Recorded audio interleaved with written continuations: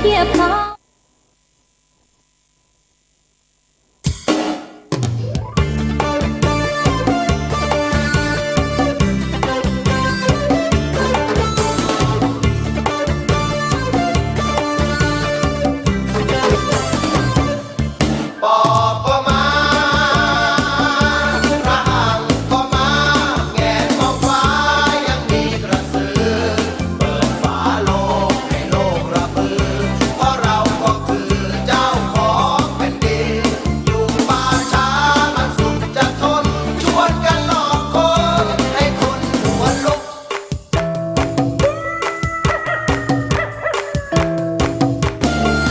ใจดำมนุษย์ใจดำบุญไม่ทำกุศลไม่สร้าง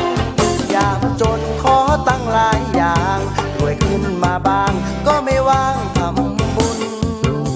เปรตวีดเสียงร้อ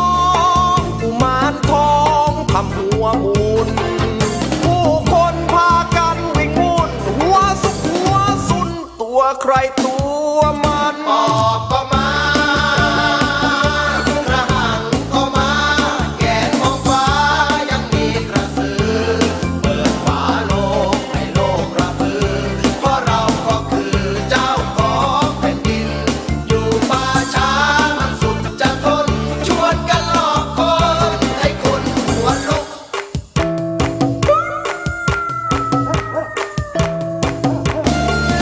นาคโผล่มาตอกย้ำให้คนทำแต่ความดี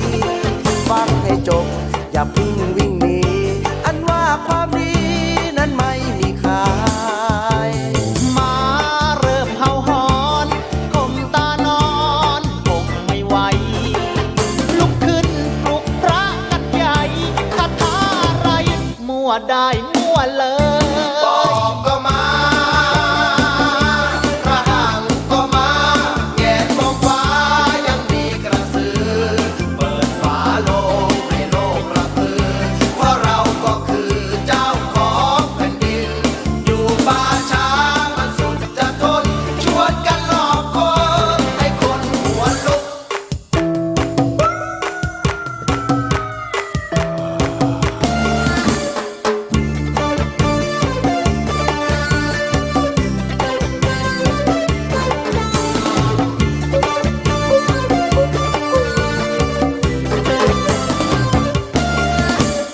กรอกหลอกคนที่โกงวิ่งลงโอ่งคงนึกว่าคนผีตานีบอกมีหลายคนแอบอยู่บนต้นไม้นั่นไงไม่ได้หลอกให้ตกใจอยากให้ไปเข้าวัดทำดีไม่ได้หลอกให้ตกใจอยากให้ไปเข้าวัดบ้างสิตัวยังอยู่ยังไม่ตายสร้างเข้าไปเถิดนะความดีบอกก็มาพระหังก็มาแย่มองฟ้ายังมีกระสือเปิดฝาโลงให้โลกระเบือเพราะเราก็คือเจ้าของแผ่นดินอยู่ป่าช้ามันสุดจะทนชวนกันหลอกคนให้คนหัวโล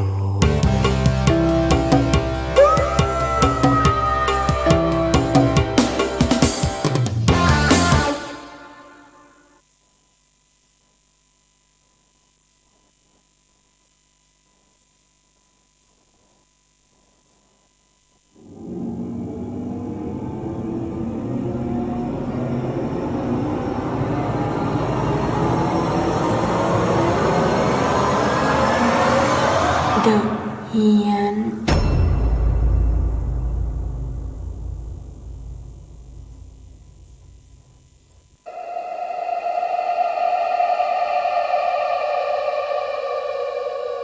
The Hian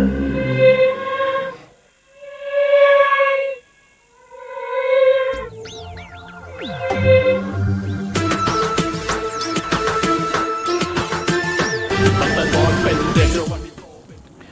อถวายความนอบน้อมแด่องค์สมเด็จพระสัมมาสัมพุทธเจ้า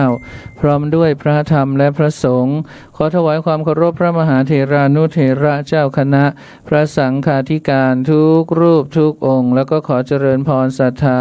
สาธุชนญาติโยมก็ต้อนรับเข้าสู่รายการเดอะเฮียนออกอากาศเป็นประจำทุกค่ำคืนวันจันทร์ถึงวันศุกร์เวลา 5 ทุ่มถึงตีหนึ่งนะออกอากาศณวัดฝายหินตำบลสุเทพอำเภอเมืองจังหวัดเชียงใหม่จ้ะ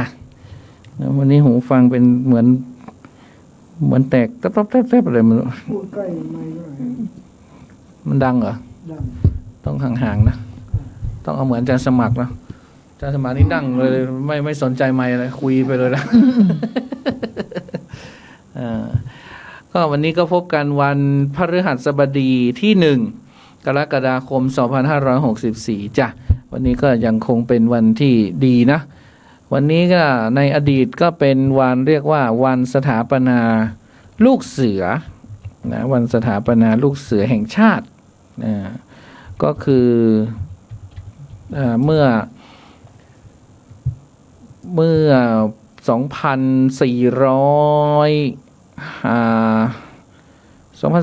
2454บาทสมเด็จพระมงกุฎเกล้าเจ้าอยู่หัวรัชกาลที่ 6ก็ได้สถาปนากองเสือป่าขึ้นเมื่อวันที่1 พฤษภาคมกองเสือป่าเนี่ยจัดตั้งขึ้นเพื่ออบรมข้าราชการพลเรือนให้เรียนรู้วิชาการด้านทหารนะก็คือข้าราชการพลเรือนกับข้าราชการทหารเขาจะแยกกันใช่ไหมแต่นี่รัชกาลที่ 6ก็เลยว่าข้าราชการพลเรือนไม่มีความรู้เรื่องการทหารอะไรใดๆอะไรอย่างเงี้ยพระองค์ก็เลยให้จัดตั้งกองเสือป่าขึ้นพอจัดตั้งกองเสือป่าขึ้นเนี่ยเมื่อวันที่1 พฤษภาคมก็ฝึกอบรมให้มีความก็คือยามเกิดศึกสงครามหรือยามบำเพ็ญประโยชน์ต่อประชาชนในยามสงบเนี่ยพวกเสือป่าเนี่ยก็จะช่วยให้เกิดอย่างเช่นปราบปรามโจรผู้ร้ายอะไรเงี้ยรักชาติมีมนุษยสัมพันธ์มีความเสียสละมีความสามัคคีมีความกตัญญูกระทั่งหลังจากนั้นอีก2 เดือนถัดมารัชกาล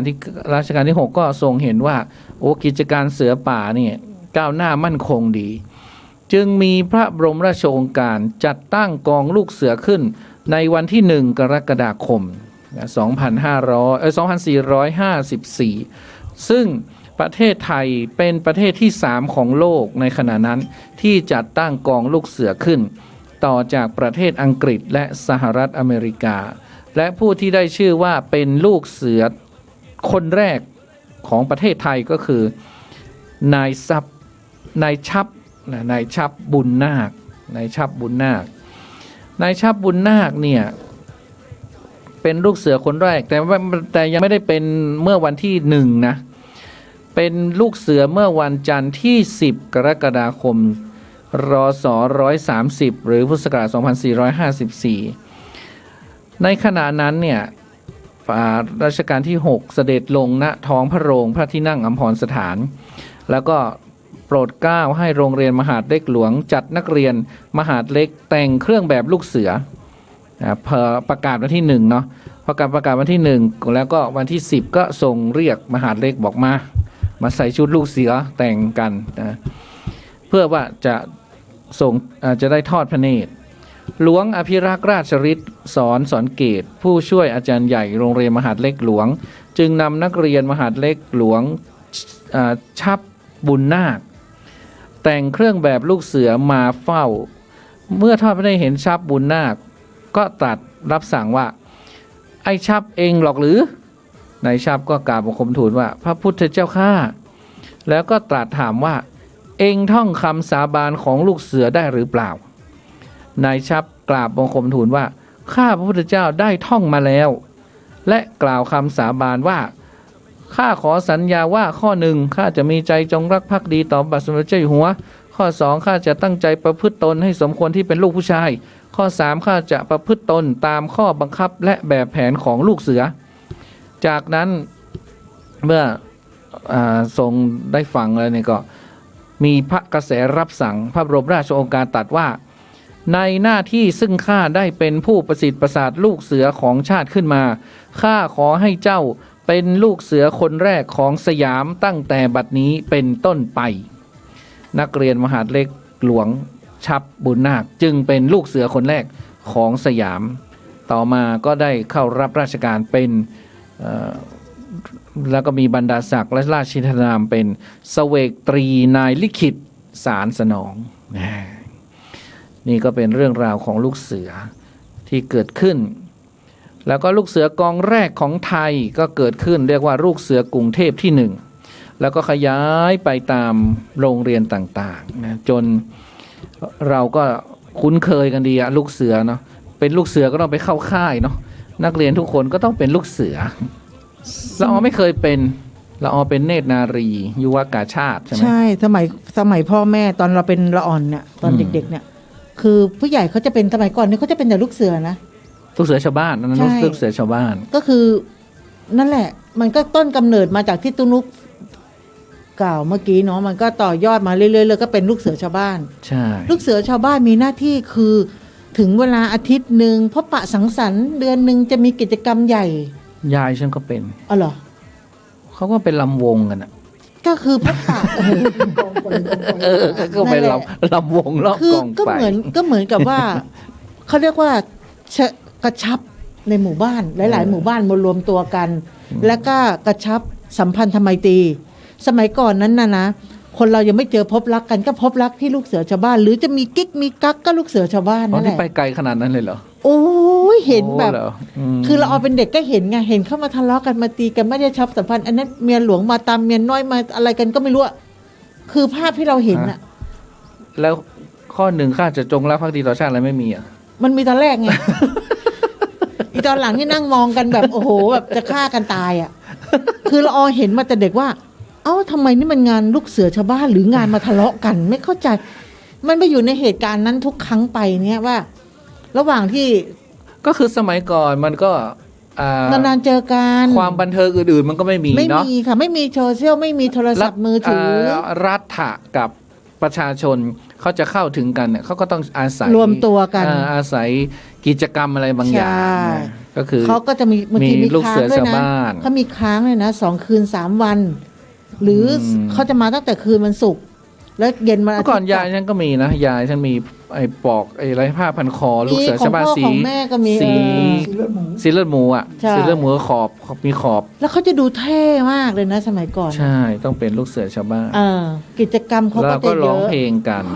มีร้องรำทำเพลงมีอาหารมีแบบมีทุกอย่างนั่นแหละคือก็เหมือนแบบทำจัดกิจกรรมในหมู่บ้านแต่ละหมู่บ้านไง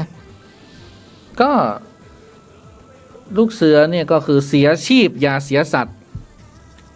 เสียเข็มขัดอย่าเสียกางเกงเขาต่ออย่างนั้นนะจริงๆก็เสียชีพอย่าเสียสัตว์นี่คือกฎของลูกเสือลูกเสือเขาไม่จับมือขวายื่นซ้ายมาจับมือกันมั่นเขายกกี่นิ้วเขายก3 นิ้วเพราะว่าเขามีคำปฏิญาณมี3 ข้อเขาต้องทำมือเงี้ยใช่ถ้ามีหมวกก็ต้องตะเบะที่ปีกถ้าเนตรนารีก็คือถ้ามีหางคิ้วก็ตะเบะที่หางคิ้วถ้า2 นิ้วเป็นอะไรลูกเสือน้อยๆเขาเรียกอะไรนะลูกเสือมีลูกเสือสำรองสำรอง2 นิ้วลูกเสือสำรองก็คือ8 ถึง 11 ขวบก็คือป.1 ถึงป.4 มีคติพจน์ว่าทำดีที่สุดนะลูกเสือสามัญคือ12 ถึง 13 ปีก็คือป.5 ป.6 อันนี้มีคติพจน์ว่าจงเตรียมพร้อมลูกเสือสามัญรุ่นใหญ่ก็อายุ15 ถึง 17 ปีอันนี้มีคติพจน์ว่ามองไกลไอ้มองไกลนี่รู้สึกจะใส่หมวกพับข้างหนึ่งนะลูกเสือวิสามัญก็คืออายุ17 ถึง 23ก็คือม.4 ม.5 ม.6 คติพจน์คือบริการลูกเสือชาวบ้านก็อายุ15ขึ้นไปนะมีคติพจน์ว่าเสียชีพอย่าเสียสัตว์ส่วนผู้หญิงให้เรียกว่าเนตรนารีแต่ก็เป็นประเภทหนึ่งของลูกเสือเหมือนกันใช่แต่เรียกว่าเนตรนารีจะได้รู้แยกเนตรนารีนี่มันใส่สีอะไรสีฟ้ายุวกชาติมันใส่สีเขียวเนาะเนตรนารีใส่สีเขียวยุวกชาติใส่สีฟ้ายุวกชาติใส่สีฟ้าเนี่ยด้วยเกียรติของข้าสัญญาว่าข้อ 1ข้าจะจงรักภักดีต่อชาติศาสนาพระมหากษัตริย์ ข้อ 2 ข้าจะช่วยเหลือผู้อื่นทุกเมื่อ ข้อ 3 ข้าจะปฏิบัติตามกฎของลูกเสือ เดี๋ยวก่อนลืมไปแล้วอ่ะ ลูกเสือใน เนตรนารีกับยุวกาชาติมันต่างกันยังไงอะ ก็ผู้หญิงไง ผู้หญิงเขาไม่ให้เลือกลูกเสือเขาให้เรียกเขาให้เรียกเนตรนารี อ๋อสมัยก่อนมันจะมีสมัยก่อนนี้เขาจะใส่ชุดสีเขียวผู้หญิง ใช่ อะ ใช่ แล้วก็เปลี่ยนจาก มันก็เป็นลูกเสือนั่นแหละแต่เขาไม่ให้เรียกลูกเสือเขาให้เรียกเนตรนารี แต่ชุดเขาเปลี่ยนไง เออ เมื่อก่อนเป็นสีเขียวตอนหลังมาเนี่ยเขาให้เป็นสีฟ้า เนี่ยแล้วฉันก็ ให้เรียก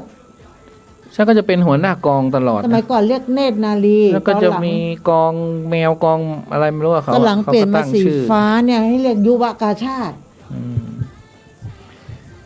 แล้วก็ผูกเงื่อนเนาะมีวิชาผูกเงื่อน เชือก เชือกต่างๆ ไม่เห็นได้ใช้เลยทุกวันนี้ ผูกไปเรื่อยนะ จะแปลว่าได้ใช้ไงผูกรถ แต่ เนี่ย ตอนเรียนก็ผูกได้ ตอนเรียนก็ผูกได้โอ้ยเขามีเงื่อนแบบกระตุกพรืดเดียวออกหมดก็มีเขา ใช่ ลูกเสือนี่เก่งมา ลู ก กเสือจะเป็นได้แค่เชือกนั่นแหละ แล้วก็หุงหาอาหาร อืม ห้ามใช้เตาแก๊สให้หุงด้วยไม้ไปหาไม้ในป่าในเปิงมา หุงข้าวด้วยกระบอกไม้ไผ่ หุงข้าวมีหม้อมีข้าวแค่นั้น อืม มี ไปหา น้ำ กับ แค่นั้น เอา ไปหาหุงยังไงไม่ให้ไหม้มันก็สอนนักเรียนเนาะ ใช่ วิชาลูกเสือเนี่ยคนปัจจุบันเนี่ยต้องเรียนเยอะ แต่บางคน ๆช่วง ก็ โค เก่ง วิดเนี่ย แต่บางคนก็เป็นจะมาจากว่าเมื่อก่อนเราเคยเรียนลูกเสือ ใช่ อ่า ต้องเอาก้อนเศร้ามาวาง3เศร้าเอาหม้อตั้งยังไงไม่ให้ล้ม ใช่ อะไรต่างๆ ตั้งเหลี่ยมให้ดีๆทำยังไงถึงจะติดไฟได้โดยที่ไม่มีไม่ขีดไฟ กลางคืนเดินทางไกล อืม อย่างเงี้ยแล้วมีอะไรอีกอะรอบกองไฟ ไม่มีน้ำใจใดไหนอื่น จะยั่งจะยืนชื่นชิดสนิทสนมเหล่าลูกเสือเชียงใหม่ใจเกี่ยวกลมปลูกนิยมสามัคคีมีพลัง ดอยสุเทพสูงเด่นเป็นมิ่งขวัญ จะยึดมั่นในชาติศาสตร์กษัตริย์ว่างั้นนะ จบยัง กฎของลูกเสือมี10 ข้อคือ ข้อที่ ข้อ ห ห นึ่ นึ่ ง งลูกเสือมีเกียรติเชื่อถือได้ อืม ข้อ 2 ลูกเสือมีความจงรักภักดีต่อชาติศาสนาพระมหากษัตริย์ ข้อ 3 ลูกเสือมีหน้าที่กระทำตนให้เป็นประโยชน์และช่วยเหลือผู้อื่นทุกเมื่อ ข้อ 4 ลูกเสือเป็นมิตรกับคนทุกคน และเป็นพี่น้องกับลูกเสือทั่วโลก ข้อ 5 ลูกเสือเป็นผู้สุภาพเรียบร้อย ข้อ 6 ลูกเสือมีความเมตตากรุณาต่อสัตว์ ข้อ 7 ลูกเสือเชื่อฟังคำสั่งของบิดามารดาและผู้บังคับบัญชาด้วยความเคารพ ข้อ 8 ลูกเสือมีใจร่าเริง ไม่ย่อท้อต่อความลำบาก ข้อ 9 ลูกเสือเป็นผู้มัธยัสถ์เห็นไหมมีความประหยัดด้วยนะข้อ 10 ลูกเสือประพฤติชอบด้วยกายวาจาใจ ถ้า10 ข้อนี้ลูกเสือก็คือคนดีคนหนึ่งอะ นะคนที่อยู่ในสังคมได้นะแล้วก็อยู่ในตัวเองได้มีนะแล้วก็ก่อนจะรวมกวกรวมหมู่รวมกองเขาก็จะต้องมีราชดุดีเพลงลูกเสือก่อนข้าลูกเสือเชื้อไทยใจเคารพ ขอน้อมนบบาทบงพระทรงศรีเนี่ยนะนี่ก็เป็นเรื่องราวของลูกเสือที่เราจะได้รำลึกถึงในวันนี้เป็นวันที่1 กรกฎาคมวันที่พระบาทสมเด็จมงกุฎเกล้าเจ้าอยู่หัวรัชกาลที่ 6มีพระบรมราชโองการจัดตั้งกองลูกเสือนี่ไม่ได้เป็นลูกเสือมาชาติหนึ่งแล้วนะเนี่ย เก๋แล้วไง แต่ก็ยังมีเรียกว่ามีเป็นผู้มีเกียรติเชื่อถือได้ เป็นผู้รักสัตว์เป็นผู้แล้วก็ยังมีความเป็นลูกเสืออยู่ในตัวอยู่ ตลอดเวลา เรายังรักชาติศาสนา อะไรอย่างนั้น พระมหาก 10 ข้อ ษัตริย์ 10 ข้อเราทำหมดเลย อืม เราทำเหมือนเดิมมันเนี่ยเนาะอ้าววันนี้มีข่าวอะไรกันบ้างวันนี้วันที่1นี่ก็ต้องหวยออกสิ ใช่ หวยก็ไปตกอยู่ที่โน่น หวยแม่น้ำหนึ่งทั้งนั้น จังหวัดแพร่นะหวยออกที่จังหวัดแพร่ มีจังหวัดแพร่สมุทรปราการ บ้านบวกโป่งหมู่10น้ำฉ่ำอำเภอสูงเม่นถูกรางวัลที่1 ใบ รับเงิน6 ล้านบาท ได้เดินทางไปลงบันทึกประจำวันที่สพสูงเม่นก่อนจะไปขึ้นเงินในตัวเมืองแพร่นะก็ เอาไม่ได้ขึ้นเงินที่กรุงเทพเหรอ เดี๋ยวนี้เหมือนเขาขึ้นธนาคารได้นะเธอ เหรอ อืม ดี เหมือน ไม่ เขา ต้อง ขึ้น ดิ้นรนไปถึงกรุงเทพ ไปทำไมโควิด ก็วันนี้ดูคลิป หุยซะ ดีใจ ใช่ พลิกชีวิต ที่สำโรง พลิก นะคะ ชีวิต จังหวัดสมุทรปราการ ก็ดูคลิปก็ว่าเขาหุยอะไรกัน อืม พ่อก็คือถูกรางวัลที่1หุยแต้งหุยว่าเวลาเราก็แบบดีใจไง เราต้องซ้อมไว้เผื่อเราถูกบ้างเราจะได้ไม่ เหรอ เราจะได้ไม่ลนลานเหมือนเขาอะ อย่างเงี้ยกัน ซ้อมไว้ซ้อมดูเขาไว้ อ๋อ ดูเขาไว้ ที่จริงนะถ้ามันดีใจมากๆถ้ามันไม่ปลดปล่อยนี่มันอาจจะช็อกตายได้นะ ใช่ใช่ มันต้อง เขาก็เลยบอกว่าใจ มันต้อง เย็น ช็อก ใจ อะ เย็นใจ มันต้อง เย็น ช็อกอะ เดี๋ยวช็อกตายแล้วไม่ทันได้ใช้เงินใจเย็นใจเย็น คือถ้าเป็นละออนะละออบอกอู้กูหมดหนี่แล้วกูหมดหนี่แล้ว แค่นั้นเอง แค่นั้นน่ะชีวิต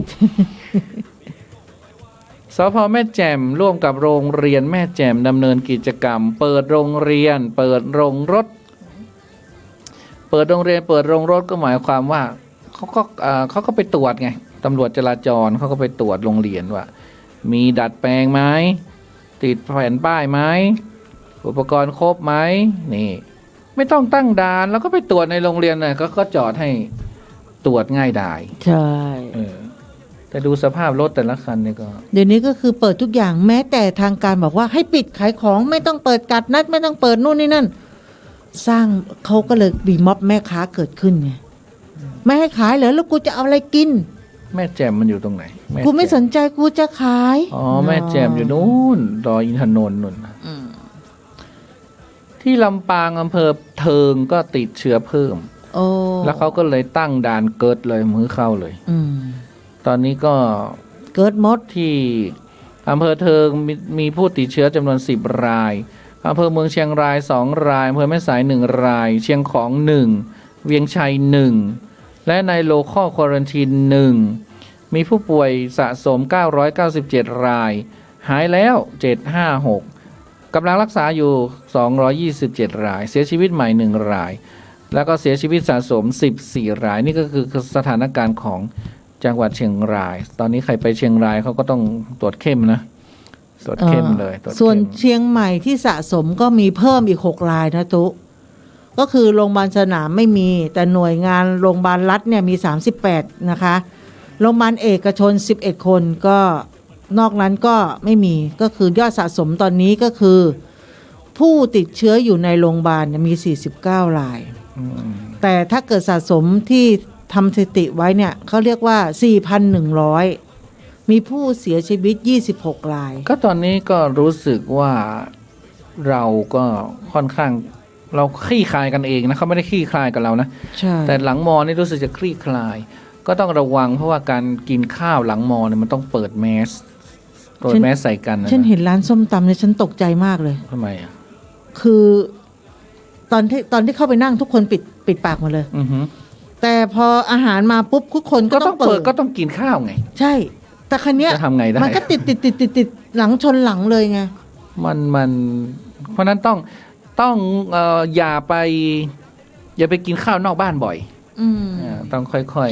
ๆต้องดูแลตัวเองเนาะ มันแบตเสื่อม เชียงใหม่เขาก็เลยจับ7 สถานประกอบการปล่อยปละละเลยให้บริโภคเครื่องดื่มแอลกอฮอล์ในร้านเกินเวลากำหนดปลัดจังหวัดเชียงใหม่แถลงแจ้งจับนะ7 สถานประกอบการฝ่าฝืนคำสั่งคณะกรรมการโรคติดต่อดื่มสุราและเครื่องดื่มแอลกอฮอล์ภายในร้านเกินเวลา 21 นาฬิกา 3 ทุ่มเดี๋ยวนี้ 3 ทุ่มเขาปิดหมดใช่ไหม ใช่ค่ะ หรือบางที่ก็ไม่เปิดเลยนี่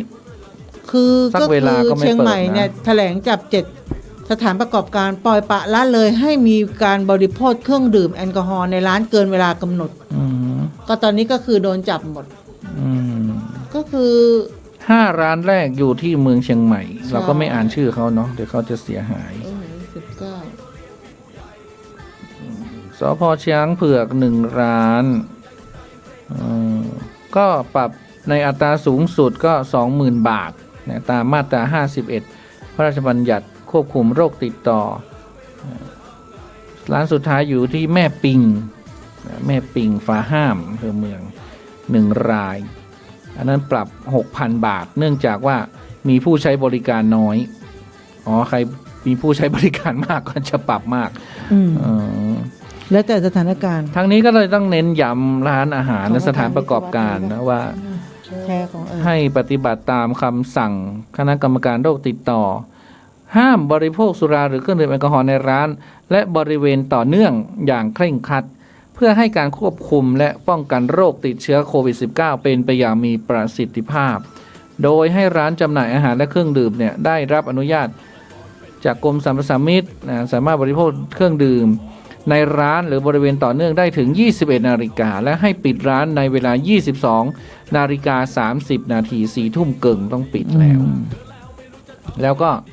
ใครจะจำหน่ายก็ให้จำหน่ายได้ช่วง 11 โมงถึงบ่าย 2 แล้วก็ 5 โมงถึง 3 ทุ่มเท่านั้น ขอความร่วมมือประชาชนสอดส่องดูแลนะเขาก็จะปรับสูงสุด 20,000 บาท ปรับสูงสุด 20,000 บาท สถานการณ์ก็ 6 รายวันนี้ก็รักษาหายไปแล้ว 4,001 ก็รักษาตัวอยู่โรงพยาบาล 49 ราย มีเล็กน้อยอาการเล็กน้อย 32 รายปานกลาง 13 รายค่อนข้างหนัก 3 รายและอาการป่วยหนักคือ 1 รายก็ยังคงร่วมรณรงค์กันวัคซีนโควิด -19 1,200,000ห่วมใจกำแพงเวียงเชียงใหม่แข็งแกร่งไม่มีอะไรจะมาทำร้ายเราได้นะจริงๆเมืองเชียงใหม่นี่เป็นเมืองที่แข็งแกร่งนะเป็นเมืองที่ใครมาตีก็ตียากนะเรามีกำแพงสูงใหญ่นะเมื่อก่อนเราคูเมืองเราก็ปล่อยจระเข้ด้วยนะเมื่อก่อนเนี่ยจริงเมื่อก่อนเราปล่อยจระเข้เนี่ยคูเมืองใครมาตีเมืองเชียงใหม่เนี่ยตียากแม้แต่พม่าเนี่ยจะมายึดเชียงใหม่เนี่ยจะมาตีเฉยๆไม่ได้นะเธอต้องเล่นของกันอะใส่ของกันถึงเชียงใหม่ถึงอะไรอะก็เลยถึงตกเป็นเมืองขึ้นของพม่าได้พม่ามาใส่ของเชียงใหม่นะทำลายไอ้ชัยภูมิอะทำลายชัยภูมิตัดรู้สึกจะตัดต้นไทรที่แจงศรีภูมิด้วยนะในแจงศรีภูมิเขามีไม้ที่เป็นไม้ประจำแจงก็คือต้นไทรเขาก็ส่งไส้ศึกมาโอ้เมืองเชียงใหม่นี่เข้มแข็งแกร่งมากตีก็ไม่แตกสักทีส่งไส้ศึกมาหลายปีมาทำลาย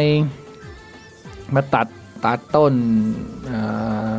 นไทรที่แจงศรีภูมิแล้วก็ตรงเวียงบัวเนี่ยเขาก็ชื่อมันก็บอกแล้วเวียงบัวเขาจะมีดอกบัวเนี่ยเต็มไปหมดพม่าก็ส่งคนมาเอามีดมาฟันต้นดอกบัวเนี่ยตายเกินหมดเลยตำนานเขาบอกว่าพอต้นดอกบัวต้นสุดท้ายถูกฟันลงเชียงใหม่ก็ตกเป็นเมืองขึ้นของพม่าตั้งแต่บัดนั้นเป็นต้นมา เพราะฉะนั้นโควิดก็จะต้องทำอะไรเราไม่ได้เพราะเราเคยเป็นเมืองที่แข็งแกร่งมาก่อน เราจะต้องร่วมกันไปฉีดวัคซีนนะแต่คนที่จองวัคซีนไว้วันพรุ่งนี้เขาบอกว่าวัคซีนวันนี้หมดโดสสุดท้ายนะหมดก็เวียงเชียงใหม่มันก็ผีก็แห้งอยู่ไงผีอารักษ์เมืองเชียงใหม่ก็แห้งอยู่ตู้เคยไปกัดไอ้นี่ป่ะบ้านห่อคุ้นนะมันอยู่เชียงใหม่เนี่ยกาดบ้านห่อก็คือตลาดนัดเก่าแก่เนี่ยของชาวมุสลิมแต่ดั้งเดิมก็คือตอนนี้ก็จากดอยอ่างขางอาหารพื้นบ้านเครื่องเทศของกินหายากอยู่ที่ฝางพุ่นกะอยู่ที่ใช่เหรออยู่ไม่ใช่อยู่กาดบ้านห่อไม่ใช่อยู่ในเมืองอยู่ทางโน้นแหละอำเภอเมืองกาดบ้านห่ออยู่ที่ถนนอิสลามซอย1ถนนเจริญประเทศอำเภอเมืองจังหวัดเชียงใหม่หรือชุมชนชาวห่อย่านไนท์พลาซ่าที่พี่ป้านั่นขายของก็ในพลาซ่าเราได้ไปกันที่ไหนล่ะเป็นชุมชนชาวจีนอยู่นานเขาตอนนี้เขาเริ่มเปิดแล้วไงที่นับถืออิสลามพร้อมเปิดกาดย่านอิสลามเขาก็จะเริ่มวันศุกร์ที่17กรกฎาคมนี้นะคะก็พี่นั่นยังพี่อะไรพี่เพนป้าเพนอะไรพี่เพนเนี่ยก็มาได้นะคะคือเป็นตลาดนัดวันศุกร์กาดนัดจีนยูนานนะคะหรือที่เขาเรียกกันว่ากาดบ้านห่อเนาะของชาวไทยมุสลิมหรือว่าอาหารจากดอยอ่างขางไม่ว่าจะเป็นผลไม้ตามฤดูกาลต่างๆนะคะก็เราไปช่วยกันอุดหนุนเนาะเขาก็จะได้มีโอกาสเพราะช่วงโควิดเนี่ยมันตลาดปิดทำมาหากินอะไรก็ยาก ซึ่งถึงจะเปิดอ่ะบางคนถ้าอากาศแน่นปุ๊บเขาก็ไม่เดินนะ ก็เราก็ไป เพราะว่าถ้ามันเป็น อุดห ขึ้นมามันก็จะเป็นไทม์ไลน์ ใช่ เหมือน6 คนที่ติดเนี่ยเขาก็เปิดเผยไทม์ไลน์เนี่ยทำงานที่ไหนอยู่ที่ไหนวันที่เท่าไรเกิดอาการเนี่ยเขาบอกหมดอ่ะ ก็เหมือนกับแม่ของเป็ดเชิญยิ้มอะค่ะ แม่เขาเนี่ยก็คืออยู่แต่บ้านเขาบอกว่าไม่เคยป่วยเลย แก80 กว่า ตอนนี้พ่อแกก็90 กว่าก็ติดโควิดนะ ก็คือแม่บ้านของเขาเนี่ย ไปคุยกับคนข้างบ้านแล้วไม่ได้ปิดแมสคราวนี้นางไปคุยกับคนข้างบ้านเสร็จนางก็เขาต้องเข้ามาดูแลแม่ของคุณเป็ดไงกับพ่อเขาก็เลยติด ส่วนแม่บ้านเนี่ย คือเขาจะ ไม่แล้วไอ้ไทม์ไลน์พวกเนี้ยเขาปิดไหมก็ไม่เห็นใครปิดนี่อย่างเงี้ยเนี่ย ไม่ปิดแต่ว่า เนี่ยมาหลังมอเนี่ยมาหลังมอด้วยนะ เอ้ย มาหลังมอด้วยนะลายที่4,254ปิดไหมอ่ะ ไม่น่า แล้ว นะ ไปร้านที่แบบดังๆด้วยนะ เดี๋ยวดูก่อนเขาจะมีชื่อบอกว่าล่ะ มี มันก็เราก็ต้องบอกนะ ก็แล้วเขาปิดไหมคันถามเขาปิดหรือเปล่า เขาอย่างนี้เขาไม่ปิดนะ ยังหลังมอนะเขาปิดหรือเปล่า ไม่เดี๋ยวก่อนนะคะ แยกเป็นกลุ่มผู้ป่วยที่ไม่มีอาการหรืออาการเล็กน้อยก็เป็นสีเขียว ไหนทำลาย นั่นแห อ๋ ละ อ นั่นแหละอันนั้นไม่มีไอคนที่สองไอคนที่สองเนี่ย เนี่ยเหรอ มาหลังมอไม่ใช่เลื่อนลงไปอีกนั่นน่ะร้านดังๆทั้งนั้นน่ะ ร้านใกล้ร้านเธอด้วย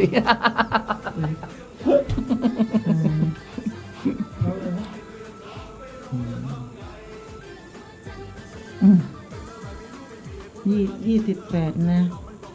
ผู้หญิงนักแสดงด้วยนักแสดงถ้าปกติมันต้องปิดนะชื่อพวกนี้มันต้องถูกปิดนะ เขาไม่ปิดเพราะว่าเขาต้องการให้คนที่เป็นหรือว่าอยู่ในช่วงเวลานั้นๆน่ะ ก็คือ ไปตรวจเราเอง ใช่มันคุณต้องดูแลคุณต้องกักตัวเองนะ ถ้าปิดเนี่ยมันไม่ได้นะ ฉันเฝ้าอ่านตลอดเลยกลัวธรรมสถานจะเป็นไทม์ไลน์อีกคนหนึ่งอยู่แถวโน่นแม่โจ้นี่ทำงานอยู่ในแม่โจ้อยู่ในห้องคนเดียวประมาณนี้ไม่มีคนอื่นอยู่ด้วยอะไรต่าง ตายนะกู ๆนั่นเนี่ย โอ้ยฉันได้เข้า แต่ว่าเขาก็เปิดคลัสเตอร์ที่ปลอดภัย21คลัสเตอร์ด้วยนะว่าคณะเภสัชเข้าค่ายแม่ออนปลอดภัยพายัพเทคโนปลอดภัยบ้านไข่ตรงปลอดภัยลานทำนำสุขปลอดภัยโครงการหลวงปลอดภัยศูนย์เด็กเล็กแม่คือปลอดภัยอะไรที่เขาเคยประกาศว่ามันไม่ปลอดภัยตอนนี้เขาปลอดภัยละบ้านสันจิกุงทุ่งต้อมสันปะตองปลอดภัยบ้านแพะขวงเปาปลอดภัยสันน้ำเมงอำเภอสันทรายปลอดภัยโรงพยาบาลเอกชนปลอดภัยทุ่งปิแม่วางปลอดภัย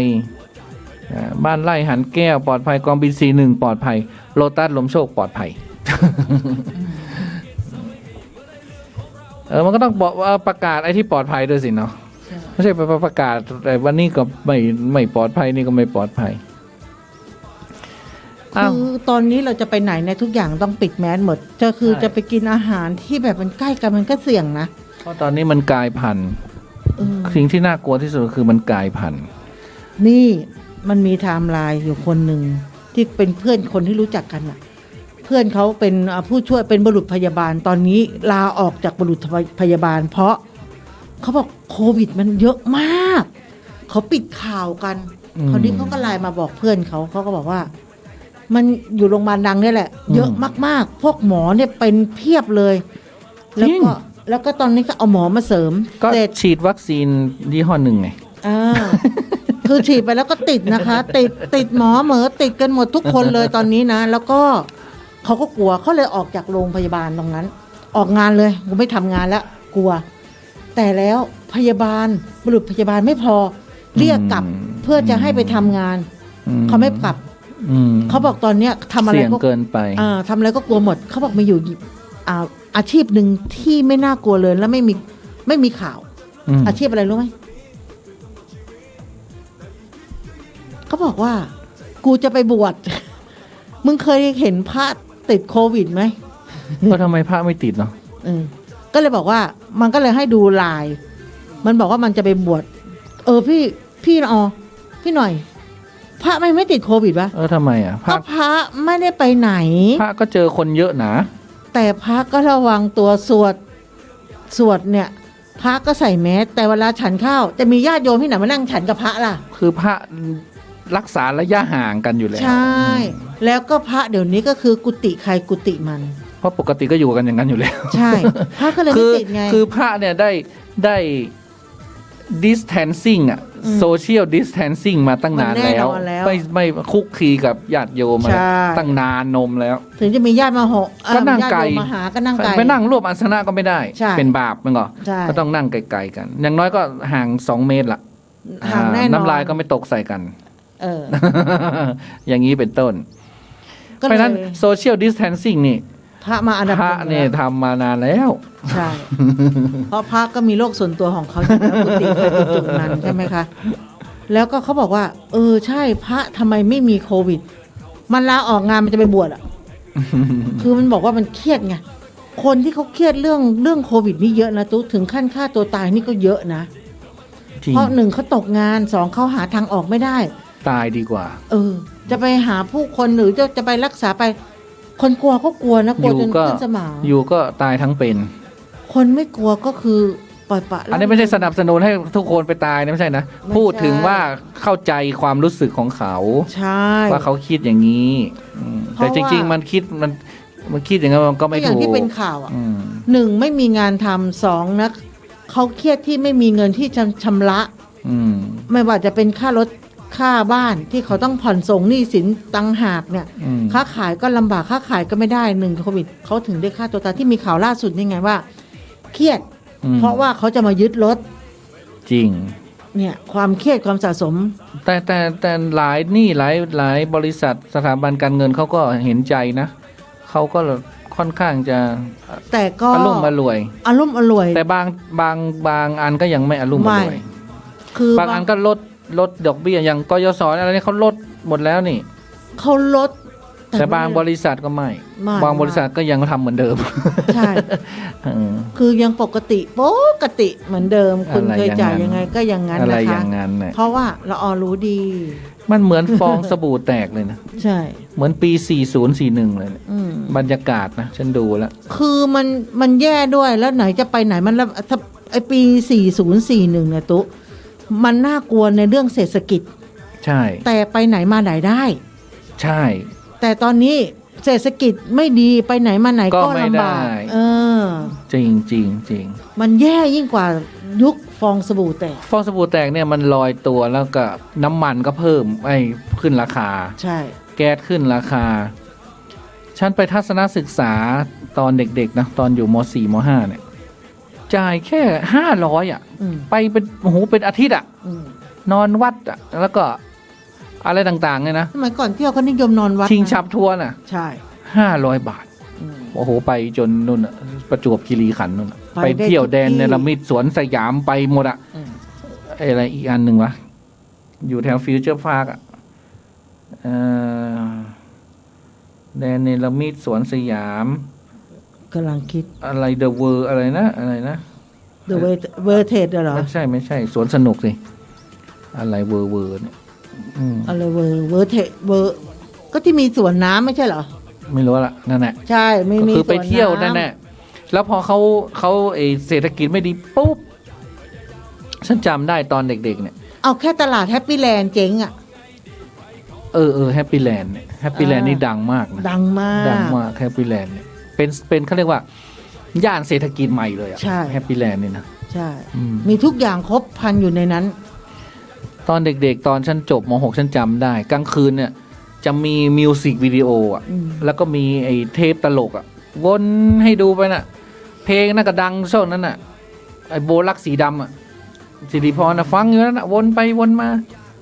กับอาภพรน่ะเลิกแล้วค่ะอยู่นั่นน่ะ นักร้องคาเฟ่ไงช่วงนั้นน่ะ ใช่ แล้วพอฟองสบู่แตกคาเฟ่ก็เจ๊งไง ใช่ พอคาเฟ่เจ๊งไอ้ตลกคาเฟ่ก็เจ๊งนักร้องคาเฟ่ก็เจ๊งไปด้วยกันไง แต่กระสันสั้นเซนก็ไปหาอาชีพอื่นทำกัน แล้วก็เปิดท้ายขายของกันไง อู้ละออในยุคนั้นเลยนะ ก็เหมือนตอนเนี้ยก็เห็นไหมอาจารย์เผาทองก็เอาขนสมบัติมาขายเนี่ย อืม ดาราก็ขน สมัย มือไอ้ขนเสื้อขนกระเป๋าอะไรที่ตัวเองเคยมีน่ะ สมัยเปิดท้าย ขนมา ขายของละออก็ไปเปิดท้ายขายของกับเขานะ อืม เลิกเรียนปุ๊บไปทั้งชุดนักเรียนเลย เราไปแถวสำเพ็งแถวอะไรพวกเนี้ยเราไปซื้อของมาแล้วมาขายหน้าโรงงานขายดีมาก ฉันเนี่ยเป็นคนไปซื้อ เพราะว่าของเก่าๆอะไรสมัยแบบผู้ดีตกอับอ่ะเขาจะ เขาจะออกมาขายไง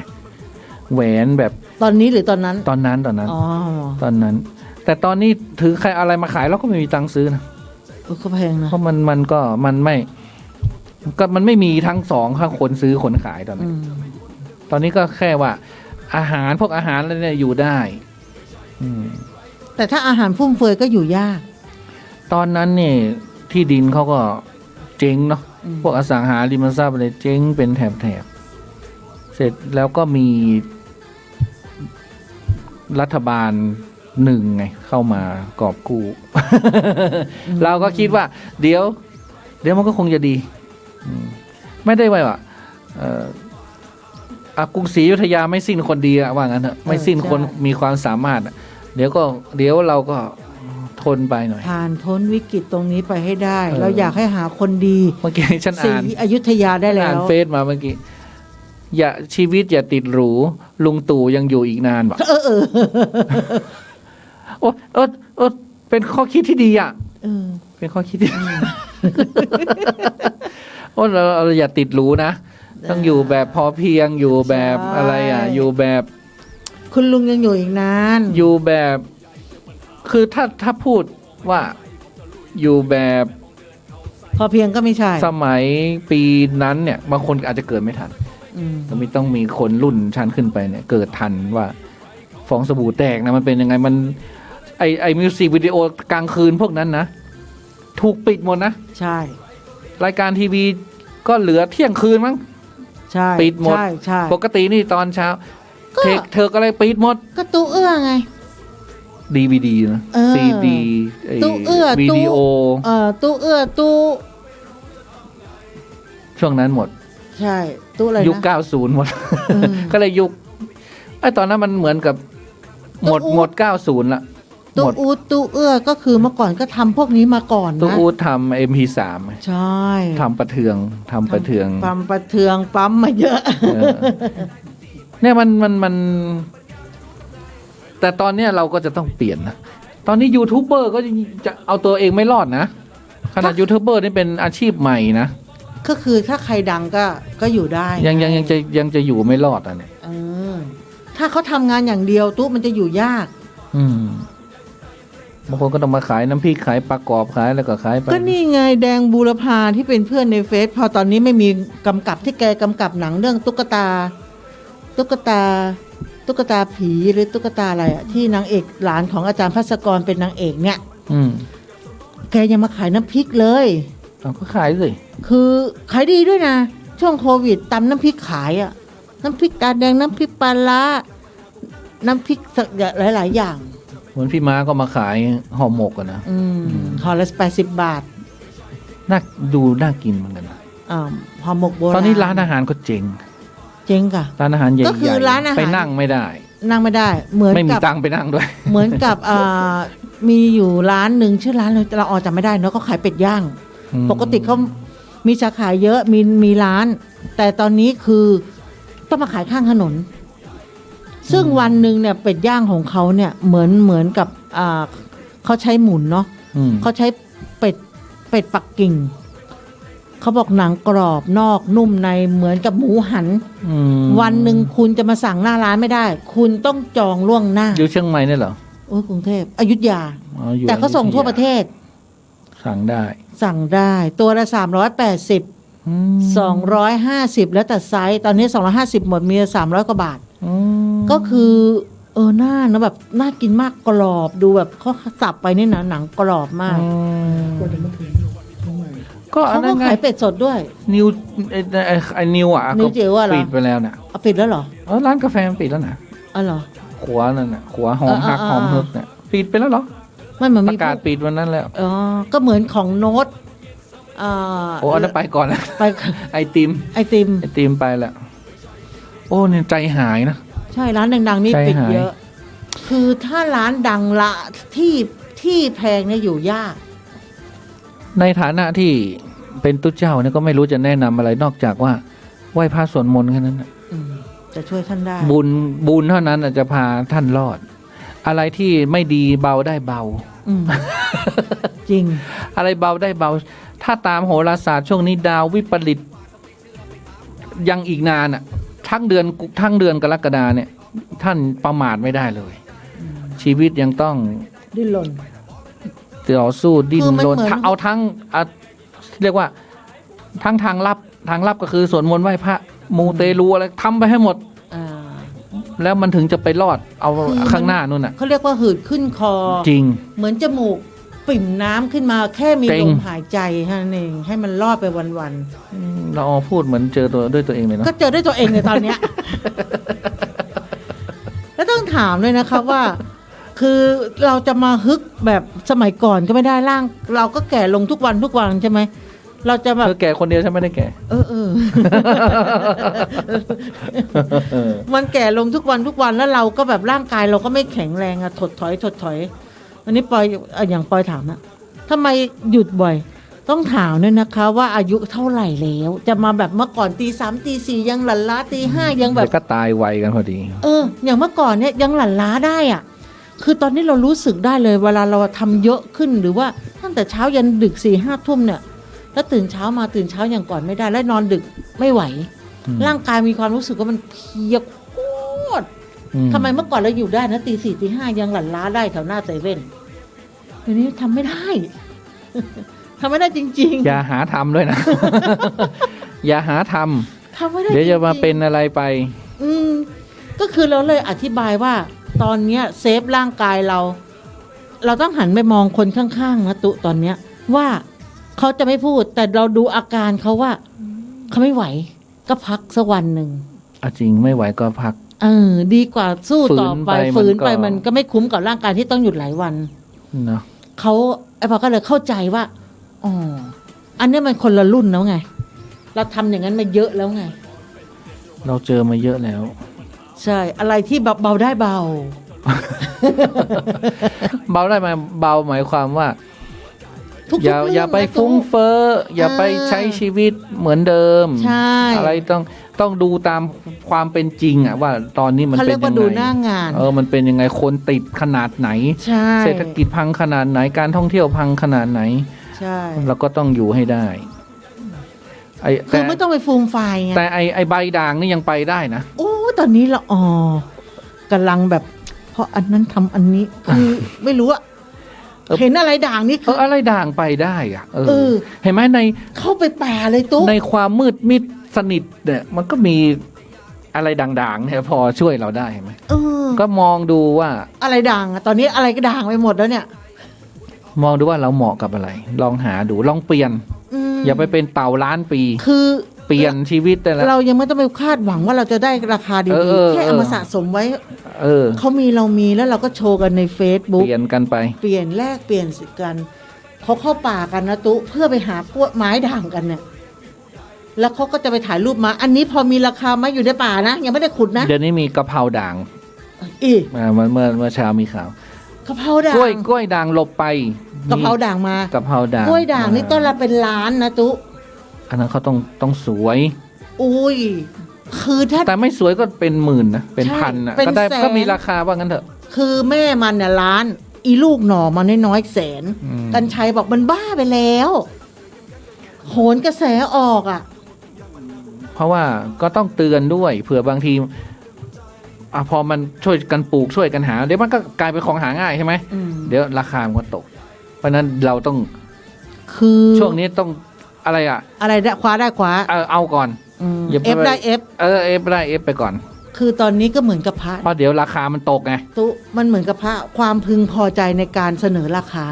ของพวกนี้เนาะ ใช่ พอใจ ย่าง จะซื้อพอใจจะขาย ใช่ ก็เหมือนที่มีข่าวอ่ะ ผมพอใจซื้อต้นไม้ต้นนี้ราคาล้านกว่าบาทก็ อืม ผมอยากได้ อืม ใช่ไหมผมพอใจซื้อ ยังทำให้เศรษฐกิจมันหมุนเวียนไปได้ ใช่ ก็คือเราไม่ต้องออกไปไหนเราอยู่กับต้นไม้ อืม เราไม่ต้องทำอะไรมากมายเดี๋ยวนี้เห็นอะไรด่างหมดอ่ะ คอยจ้องหมดอะละออตอนนี้เริ่มขุดเริ่มถอนเริ่มนี่เริ่มปลูกต้นไม้ ก็ คือให้เราอยู่รอดอ่ะ นะ หาความสุข ลองดู ตรงนี้เาก็ไ ลองมองหา ใช้สติปัญญา อืม อย่าไปใช้ความซึมเศร้า อย่าไปใช้ความโศกเศร้า อย่าไปใช้ความบ่นแต่ฉันนี่ใช้ความบ่นแต่ก็ให้บ่นไปงั้นอ่ะบ่นอุบอับ ก็เหมือนคนเฒ่าไง บ่นแล้วก็มองฟ้ามองดิน ก็เนี่ยเข้าก่อนเข้ารายการไม่รู้เข้ามาบ่นอะไรไม่เข้าใจ ไม่ได้มองหน้าละออนด้วยนะ บ่น บ่นไปเรื่อย เออ ใครจะฟังก็ฟังใครไม่ฟังก็ไม่ต้องฟัง คืออย่างเป็นคนเฒ่านี่จมไปเรื่อยเนาะค่าไฟนนนี่นั่น เออ บ่นผิดคนอ่ะ บ่นไปเรื่อย บ่นผิดคนเหมือนสะ ก็ ท้อน ก็รู้ไงว่า ถ้าบ่นกับละออไม่ได้ กระจาย ไม่ได้อ่อนไหวอ่ะ ไม่ ถ้าไปบ่นกับคนที่เขาอ่อนไหวเขาไม่ได้นะ เออ เขาก็จะเป็นวิตกจริตไปกับเราอ่ะที่จริงเราไม่ได้คิดอะไรไง เออ เราก็พูดของเราไปเรื่อยนะแต่ไอคนฟังเนี่ยเขาอาจจะคิด เขาก็จะหนุนหนีนั่นโย แต่อย่างละออเนี่ยก็รู้แล้วมันไม่คิดอะไรก็ ปล่อยอะ พูดกันไปเงี้ยพูดเสร็จก็ลืมกันแล้วไม่รู้เรื่องแล้ว แล้วเราไม่ต่อแล้วไง ไม่ต่อห้ามต่อ ขี้เกียจต่อ พรุ่งนี้ก็ไปเอาเรื่องใหม่มาบ่นใหม่ แล้วขี้เกียจฟัง เหมือนที่ปอยถามว่าแม่ตุ๊กเขาบ่นอะไรของเขาโอ้ยอย่าไปใส่ใจเอาเข้าหูซ้ายทะลุหู ฉันยัง ขวา จำไม่ได้เลย เขาเป็นอะไรเหรอแม่ ฉันยังจำไม่ได้เลย เข้าหูซ้ายทะลุหูขวาไปอย่าไปจับสาระจับสาระ ก็ตอนนี้ก็ตอนแรกว่า100 วันพระอาจารย์จบแล้วเนี่ยก็ไม่มีอะไรแล้วอย่างเงี้ยเนาะ อืม ทีนี้ก็พี่สาวพระอาจารย์พี่เอื้องเนี่ยก็โทรศัพท์มาว่า บางเรื่องมาให้พูดไม่ใช่เหรอ ไม่โทรศัพท์มาว่ายังค้างงานชาปนกิจของพระอาจารย์ เราก็จริงเนาะก็เลยต้องผันปัจจัยที่โยมทำบุญมาช่วง100 วันเนี่ยนะก็เอาไปใส่เป็นเงินไว้ชาปนกิจพระอาจารย์เพราะเรายังมีจะต้องมีพิธีสงฆ์มีของที่ระลึกแจกมีอะไรยังต้องมีกิจกรรมอะไรเกี่ยวกับชาปนกิจแต่ว่าเราก็ยังไม่รู้ว่า วันไหน วันไหนแค่นั้นเองนะทีนี้วันไหนเนี่ยก็เราก็สำรองเงินไว้ก่อน ตอนนี้ ก็คื ยังไม่ได้ใบร่างมาเหรอ ฮะ ใบร่าง ร่างอะไรอ่ะ ก็ที่คุณติ๋วจะส่งมาให้อะใบยังไม่ ยัง เจอ ยังเมื่อเช้าคุณอาจารย์ติ๋วก็โทรมาอยู่ ก็ติดตามให้อยู่นะคะ เพียงแต่ว่าเขาก็บอกว่าเริ่มยากละเริ่มยากเหมือนกัน ทีนี้เราก็บอกก็ไม่เป็นไร ได้ก็ได้ไม่ได้ก็แล้วไปแล้วก็ไม่ได้ว่า ต้องมา อืม เสียอกเสียใจอะไร ใช่ใช่ ไม่ได้เราก็ทำของเรา แต่เราก็ยังไม่รู้ว่าโควิดจะไปถึงขั้นไหน ไม่ได้ก็คือให้รู้ว่าไม่ได้ไง ก็จะต้องไปตอบคนอื่นได้ เออ ทำไมไม่ขอเอาขอแล้วมันไม่ได้ ค่ะนะเดี๋ยวทำไมไม่ขอไม่ขอมันก็ไม่ได้ เราทำถวายครูบาอาจารย์ไปแล้วเนาะทีนี้มันไม่ได้ก็แล้วไป เราก็ทำของเราไป แต่โควิดเนี่ยไอ้โควิดเนี่ย ไม่หมายกำหนดการของเราจริง ๆ เนี่ย ช่วงเข้าพรรษาเราไม่นั่นอยู่แล้ว เราก็กะว่าปลายปี คือก็ก่อนจะวันเกิดของท่าน ก็นั่นเนี่ย แต่ถ้าเกิดว่ามันได้ตามได้หมายกำหนดการเกิดได้ขึ้นมาก่อนที่เรากำหนดเอาไว้มันก็ดีไปใช่ไหมแต่ถ้าเกิดไม่ได้ปุ๊บพอถึงช่วงเวลาที่เรากำหนดไว้ก็จัดการเลย เพราะฉะนั้นตอนนี้ก็ใครที่จะทำบุญเนื่องด้วยถวายพระอาจารย์เนี่ยก็จะเป็นเงินที่เก็บไว้ ทยอยทำสะสมก็ได้ ใช่ก็จะเก็บไว้เป็นงานชาปนกิจ และบรรจุกู่ทั้งหมด ใช่ก็ทยอยสะสมท ส่ ย ว อน ย พี่เอื้อง กั เนี่ยก็จะเป็นงานที่เรียกว่าจัดทำของที่ระลึกจัดทำ VCD ประวัติพระอาจารย์ คืองานเกี่ยวกับคารวาสก็เป็นพี่ ของพี่ ยก เอื้อง ยกให้พี่เอื้องหมด เพราะพี่เอื้องเขาเป็นฝ่ายจัดการศพพระอาจารย์อยู่แล้วเนาะเพราะว่าพระอาจารย์ไม่ได้ขึ้นมา จริงๆเนี่ยตอนที่ยาวๆเนี่ยก็อยากจะเอา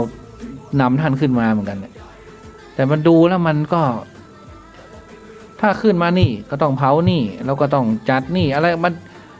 มันก็จะลวนเลที่เขาวางแผนกันไว้ เขาก็บอกว่า เขาวางแผนไว้แล้วไง ญาติญาติและเพื่อนฝูงลูกศิษย์ลูกหาของพระอาจารย์อยู่กรุงเทพเยอะ มันจะเป็นการลำบาก อะไรอย่างเงี้ยหรือว่าอยู่ภาคอื่นๆเนี่ยก็ไปเจอกันครึ่งทางที่กรุงเทพ ใช่ บางคนอยู่ภาคใต้อีสานอยู่ภาคเหนืออะไรก็ไปอยู่ตรงกง คือจะเอามาแล้วเอากลับไปพระอาจารย์ไม่ใช่เจ๊กลักไปไทยลักมาไง แล้วก็แต่ก็สงสารท่านนะท่านก็นอน แต่ก็ ก็คืออี อีกใจหนึงก็แล้วแต่ท่านอ่ะ บางสิ่งบางอย่างก็ต้องแล้วแต่ดวงจิตดวงวิญญาณท่านอ่ะ ถ้าท่านอยา ท่าก นจะโดนจิตโดนใจยังไงท่านก็ ใช่ แล้วแต่ท่าน ถ้า เรา ท่านอยากอยู่เชียงใหม่ ท่านก็ต้องอำนวยความสะดวกให้เรานั่นแหละ อะไรอย่างนั้น มันก็จะง่ายขึ้น อะไรอย่างนั้น แต่ถ้าท่านอยากอยู่ตรงนั้นก็คือ มึงอย่ามายุ่งกับกูเจ๊กลักไปไทยลักมา อะไร มัน อย่า ก็ ง ดูอย่าง นั้ นั้น นมันก็ อะไร ไม่ อย่างเงี้ยแต่ตอนนี้ก็เหลือ ตอนแรกนึกว่า100 วันเนี่ยเราไม่ต้องทำอะไรละไงสบายสบายโอ้พี่เอื้องก็กังวลว่ากลัวปัจจัยจะไม่พอแล้วไม่สมเกียรติ เพราะว่าสมเกียรติหรือไม่สมเกียรติเนี่ยพี่เอื้องเขาว่าเขาวัดกันที่ดอกไม้เราก็บอกว่า ตอนนี้เราก็หาไปเรื่อยๆปัจจัยเพราะเรายังไม่รู้ว่าวันไหน แต่ถ้าเรารู้วันไหนเราประกาศไปโอ้เดี๋ยวคนก็ทำบุญมาอีก เดี๋ยวคนก็แล้วก็ดอกไม้เท่าไรเดี๋ยวเราเซตค่าใช้จ่ายเลยถวายพระกี่รูปละเท่าไรอะไรไง มีของที่เลือกไว้บ้าง1 2 3 4เดี๋ยวญาติโยมเขาจะรับรับ ช่วยงานบุญ รับ กับพระอาจารย์เป็นครั้งสุดท้า รับ ย อย่างเช่นของสังฆทานถวายพระสงฆ์ในพิธีชุดละ 3,000 บาทแล้วเดี๋ยวคนก็รับเองใช่ไหม ถ้ามีแค่10 รูปใช่ป่ะ อะไรอย่าง 10 รูปไหม ยังไม่รู้ยังไม่รู้ ยังไม่รู้ อันนี้เป็นต้นนะก็เลยยังต้องทำงานอยู่ต่อไปแต่ถ้าใครที่จะร่วมไว้ก่อนอย่างละออว่านะร่วมวันเดือนละ เขาเรียกว่า 20 บาท ฮอร์บุญ 30 บาทอะไรกัน ฮอมบุญฮอมบุญ เนื่องด้วยพระอาจารย์อย่างเงี้ยเนาะเนื่องด้วยพระอาจารย์ ถ้าไม่ ทั้ง อย่า หม ง ด นั้นก็เราหย่อยกระปุกไว้ก็ได้ตุวันละ10 บาท20 บาท พอถึงเวลาใกล้ๆที่มีหมายกำหนดการขึ้นมาเนี่ย เราก็เอาเงินตรงนั้นอะฮอมบุญ ใช่ ฮอมบุญไง ใช่ เพราะว่าวันนั้นมันจะเยอะไปไงเราก็ฮอมไปเรื่อย ใช่ ๆ3 เดือนเข้าพรรษาเนี่ยฮอมไปเรื่อย ใช่ใช่ ๆ ถึงเวลานั้นก็ทุบกระปุกทำบุญเลยร่วมกัน แต่ตอนนี้ก็ไม่อยากจะเรียอะไรไม่อยากจะบอกบุญไม่อยากจะอะไรใครทั้งนั้นอ่ะเพราะเข้าใจเขาเหมือนกัน ใช่ เข้าใจคน ก็ต้อง ทุกคนนั่นแหละ ตู้ต้องบอกให้เขาฮอมบุญอย่างนี้แหละ ก็ห้อมไม่ห้อมก็ไม่ได้ว่าอะไรเล่าให้ฟังเฉยๆอย่างที่เธอว่าน่ะบ่นไปเรื่อยอย่างนั้น บ่นไปเรื่อยนั่นแหละบ่นไปเรื่อยๆเดี๋ยวก็ บ่นไปก็เหมือนเข้าบ้านปุ๊บเจอคนเฒ่าจมอ่ะ โอ้ใครอยากจะมาวะน่ะเดินขึ้นไปปุ๊บฉันเรียกหล่อนมากินข้าวนี่มันจะเป็นจะตายไงโอ้ย ฉันไม่ได้พูดขนาดนั้นฉันบอกว่าข้าวอยู่บนโต๊ะ วันอาทิตย์ ไปกินฮะ วันอาทิตย์ อ๋อลืมไปแล้วนะลืมไปแล้วนะฉันพูดอย่างนั้นเหรอ จ้ะฉันเรียกหล่อนมากินข้าวเนี่ยฉันไม่ใช่ให้หล่อนมาจะเป็นจะตายนะฉันก็เอ้ยคนเฒ่าบ่นอีก คื แล้ อ ว ฉันสั่งอะไรปุ๊บมันต้องทันที อืม ทำทันที ทุกคนมีงาน ไม่มากินข้าวก็เดือดร้อนอะฉันให้เธอมากินข้าว ไม่ ฉัน อยากจะให้โต๊ะนั้นมันว่าง อืม กินแล้วก็เก็บไปไง อืม ไม่อยากให้อะไรมาวางบนโต๊ะนั้น ต้องนึกด้วยว่าเราเอาว่างไม่ว่างมา อ้าวไปฟังเพลงกันเนาะแล้วเดี๋ยวกลับมาพบกับเรื่องร้อน เหรอ ๆจากคุณละออดกับเดอะเงียนจ้า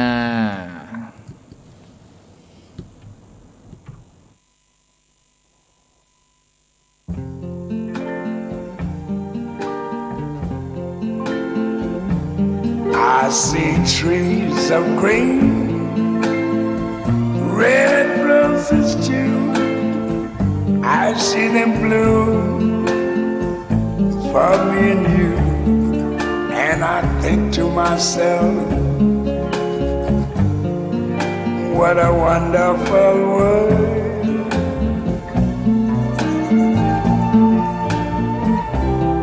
I see skies of blue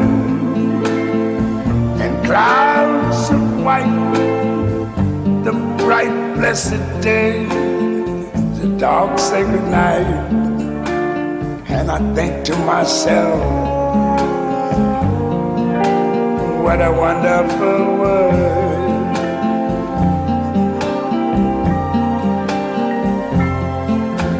The colors of the rainbow,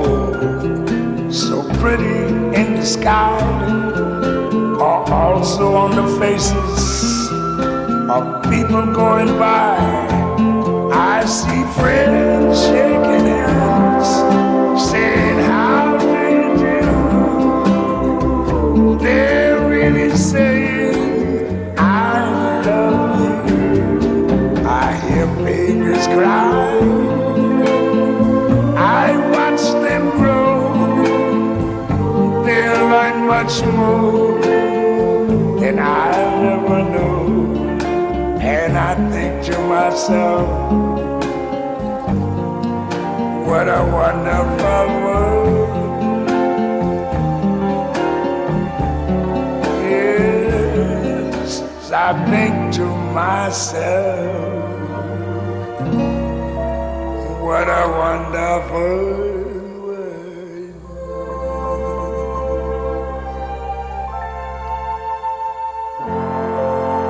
Oh, yeah.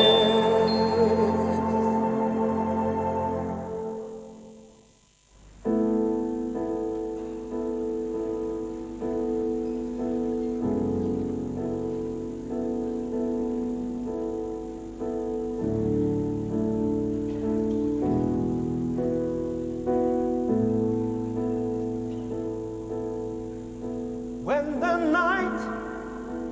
has come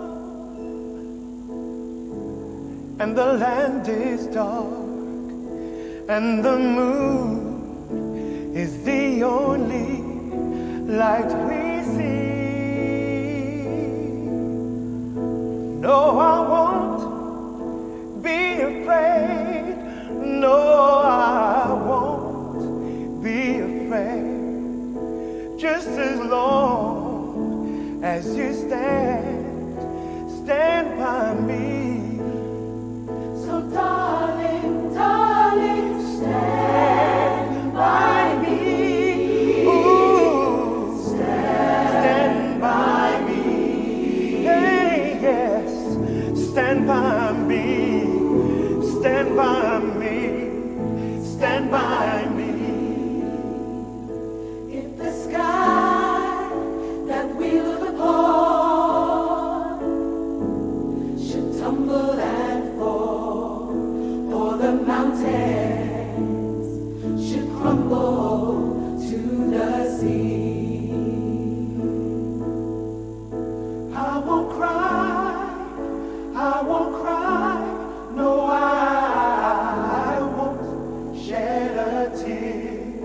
Just as long as you stand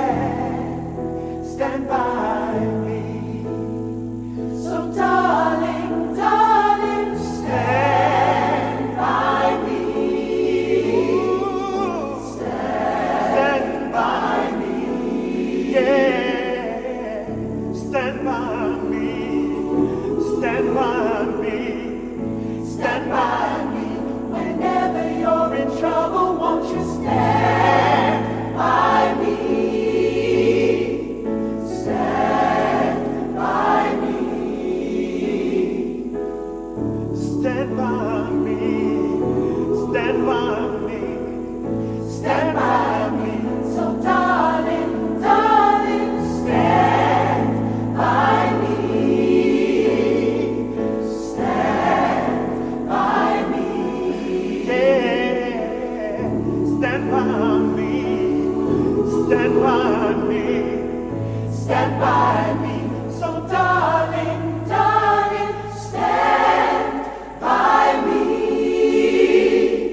Stand by me.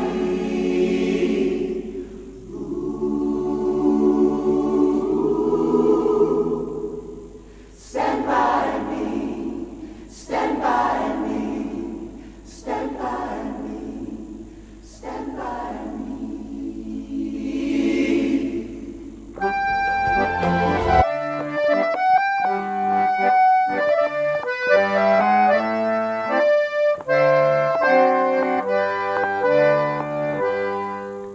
Des yeux qui font baisser les miens, un rire qui se perd sous sa bouche, Voilà le portrait sans retouche de l'homme auquel j'appartiens. Quand il me prend dans ses bras, qu'il me parle tout bas, je vois la vie en rose. Il me dit des mots d'amour, des mots de tous les jours, et ça me fait quelque chose. Il est entré dans mon cœur une part de bonheur dont je connais la cause. C'est lui pour moi, moi pour lui dans la vie. Il me l'a dit, l'a juré pour la vie. Dès que je l'aperçois, alors je sens en moi mon cœur qui bat.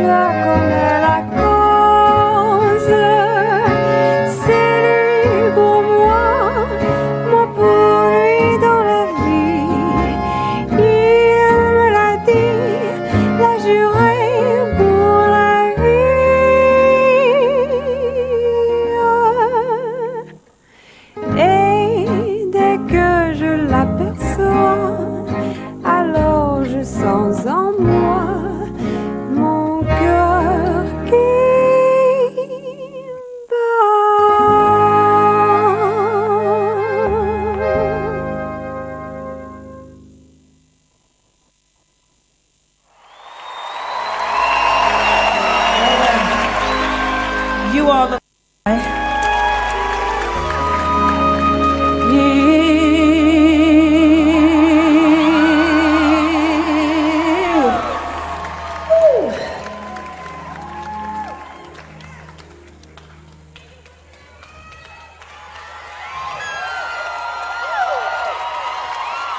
if I should stay, I will only be in your way.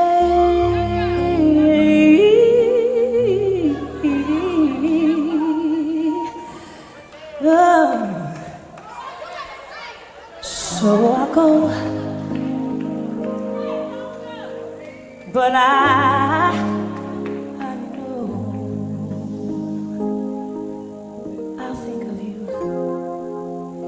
every step of the way.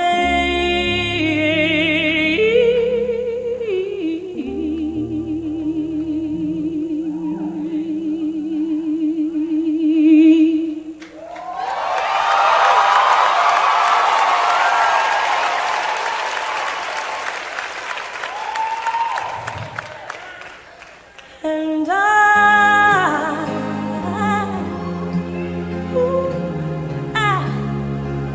will always love you. I will always love you.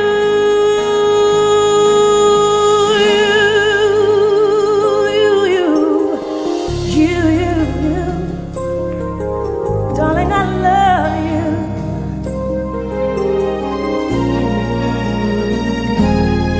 Bittersweet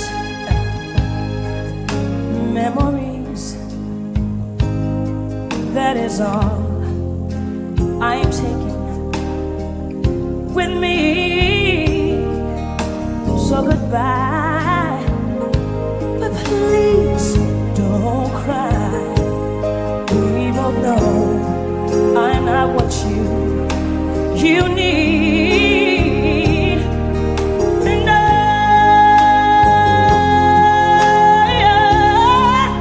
will always love you. I will always love you.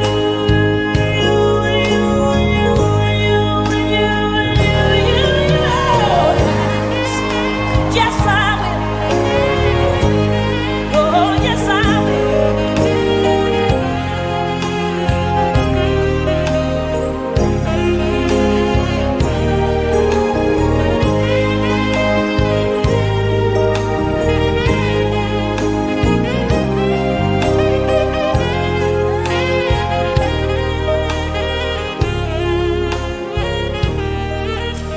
I hope life treats you kind, and I hope you have all you dreamed of, and I wish you joy and happiness. But above all of this, I wish you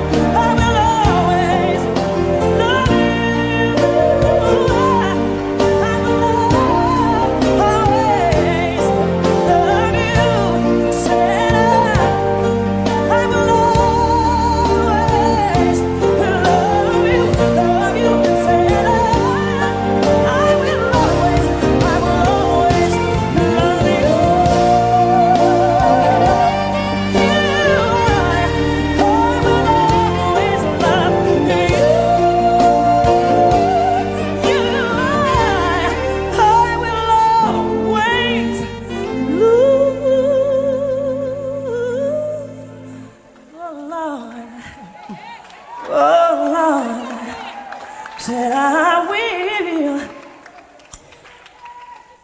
said I will, Lord, love you.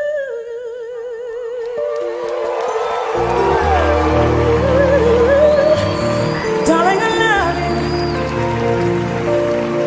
Oh, I'll always.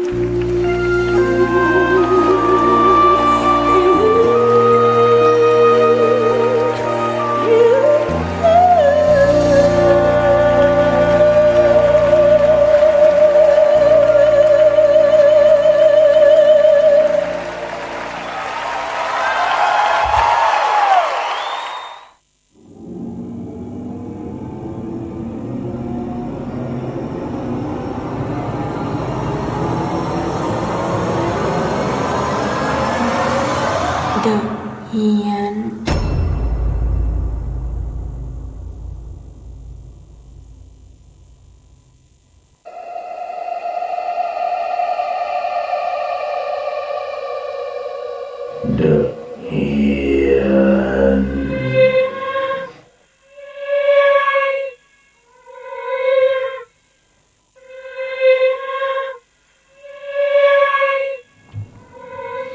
เที่ยงคืน20 นาทีก็กลับเข้าสู่เดือนเหียนของเราจ้า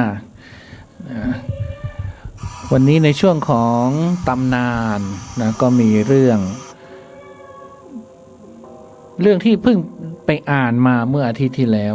คือช่วงเนี้ยตนุกกับตุเข็มเนี่ยช่วยกันที่จะจัดหมวดหมู่วัตถุมงคลของพระอาจารย์ ทีนี้เราไปเจอองค์นี้น่าสนใจต ตู้คำจางเขาตู้เข็มเขาก็ดูแต่ อันนี้เหนียวไหมตู้นุกอันนี้เหนียวไหมจะเอาแต่อันเหนียวนั่นแหละแต่ตู้นุกดูอ่ะโอ้อันนี้ของพระอาจารย์เนาะคือบางองค์บางรุ่นเนี่ยเราไม่รู้จักเลยอ่ะแต่ว่าท่านเก็บไว้ก็แสดงว่ามันก็ต้องมีพุทธคุณ มีสรรพคุณมีอะไรที่อะไรต่างๆอ่ะเราก็เลยไปศึกษา ทีนี้ก็มีเหรียญอยู่รุ่นหนึ่งก็คือเหรียญของหลวงพ่อแดงวัดเขาบันไดอิฐเหรียญนี้แต่ตุ้นุกเคยรู้จักหลวงพ่อแดงตั้งแต่ที่เราจัดโผไงที่เราเล่าเรื่องหลวงพ่อแดงอ่ะแล้วก็ป้าพิกุลอ่ะป้าพิกุลที่อยู่แถวร้อยเคาะเขาโทรมาไง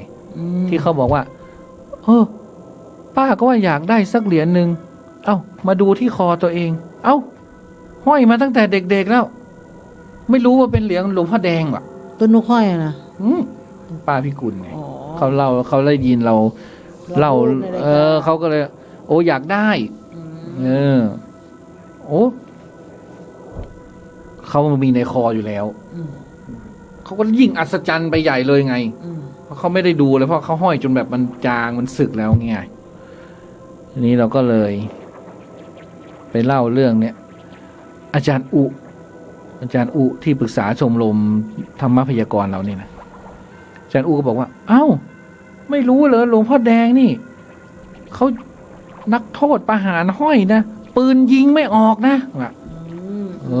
เราก็สนใจไปใหญ่ก็เลยไปค้นว่า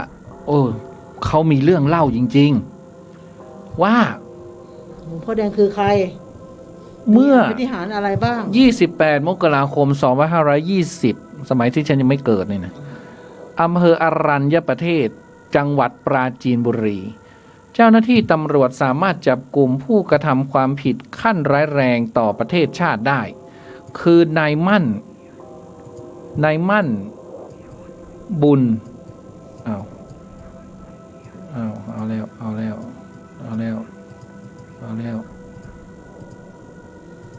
้วเน็ตไม่ดีเอาแล้วก็จะเล่าเรื่องของหลวงพ่อแดงเนี่ยมันก็จะมีปาฏิหาริย์ต่างๆเกิดขึ้นเอาแล้วใช่ไหมเอาแล้วก็คือมันเป็นบันทึกแดนประหารคุกบางขวางที่คุณชาวเรศจารุบุญเพชฌฆาตคนสุดท้ายได้เขียนไว้ได้กล่าวถึงบารมีของหลวงพ่อแดงวัดเขาบันไดอิฐวัดเขาบันไดอิฐเนี่ยอยู่เพชรบุรีอยู่ตรงข้ามกับเขาวังคนละฝั่งถนน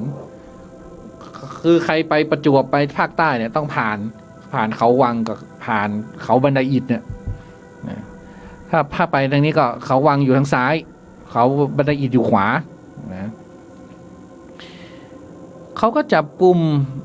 นายมั่นและนายสมใจจันตราหรือเตี้ยนะโดยนายมั่นเนี่ยเป็นนักโทษประหารเป็นผู้ถูกนำเข้าประหารเป็นรายแรกและนายสมใจจันตราถูกนำเข้าประหารเป็นคนสุดท้ายนะหลังจากนั้นเนี่ยเจ้าหน้าที่พี่เลี้ยงก็ได้นำผ้าปิดตามามัดนายเตี้ยกับหลักประหารใช่ไหมได้อย่าง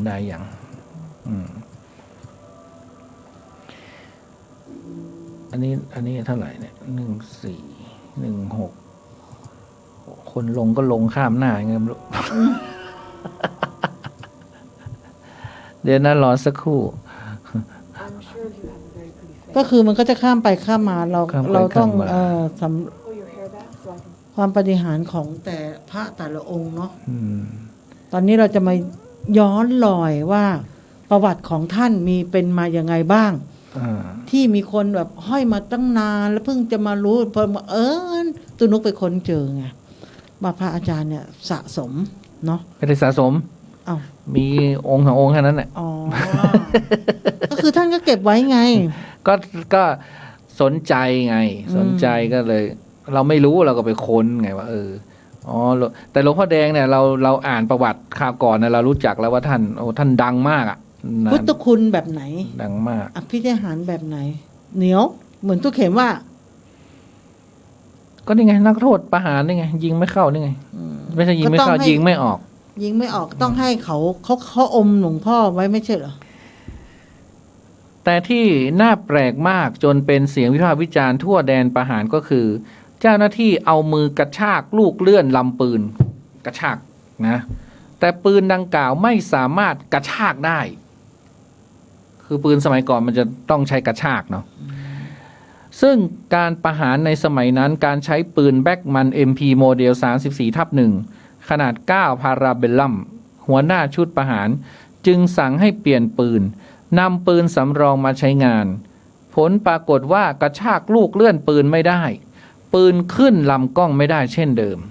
เจ้าหน้าที่เรือนจำและตำรวจบางคนเชื่อว่าเป็นเรื่องของสิ่งเร้นลับแต่ผมเชื่อว่ามันต้องมีผิดปกติอะไรบางอย่างเกิดขึ้นกับปืนนะเขาก็ยังไม่เคยเชื่อจึงถอดเข็มแทงชนวนออกจากปืนและนำปืนออกจากแท่นวางเพื่อความปลอดภัยแล้วทำการตรวจสอบอย่างละเอียดจนเจ้าหน้าที่ที่พี่เลี้ยงต้องแก้มัดแขนขาและผ้าปิดตาเพื่อขนตัวนักโทษปรากฏ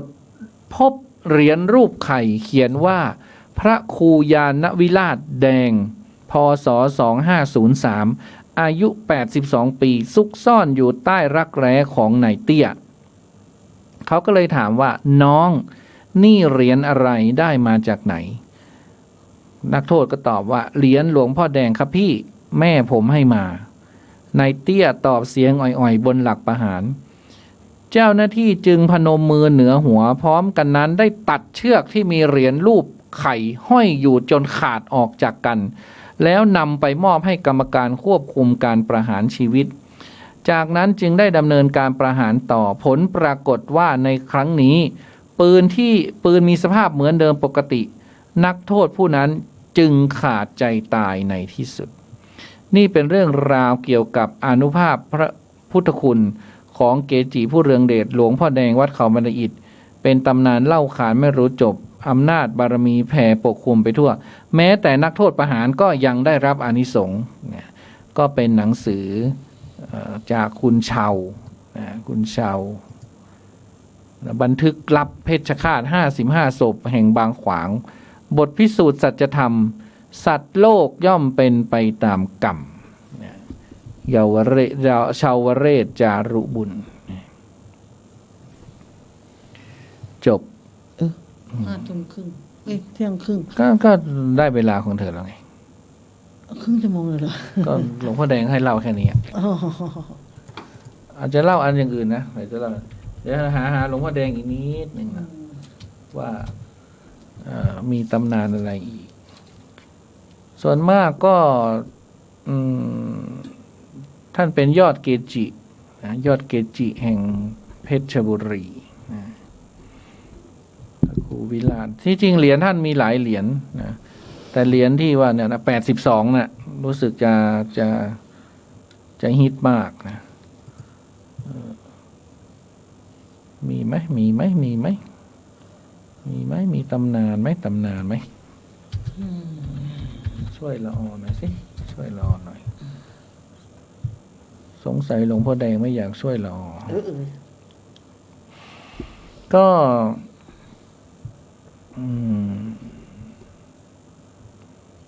อภินิหารหลวงพ่อแดงเนี่ยท่านจะในปี2477ถึง2480เวลานั้นโรคระบาดสัตว์วัวควายเป็นโรครินส์เดอร์เปสซึ่งเป็นโรคปากเท้าเปื่อยที่ติดต่อร้ายแรงพากันล้มตายเป็นเบื่อสัตวแพทย์ก็ไม่มีต้องขอร้องให้ทางการมาช่วยฉีดยาทีนี้ราษฎรก็ไม่รู้จะทำยังไงก็เลยไปหาหลวงพ่อแดงให้ช่วยปัดเป่าโรคระบาดหลวงพ่อแดงก็เลยปลุกเสกลงเลขยันในผืนผ้าสี่เหลี่ยมเล็กๆแจกให้ชาวบ้านที่เลี้ยงวัวควาย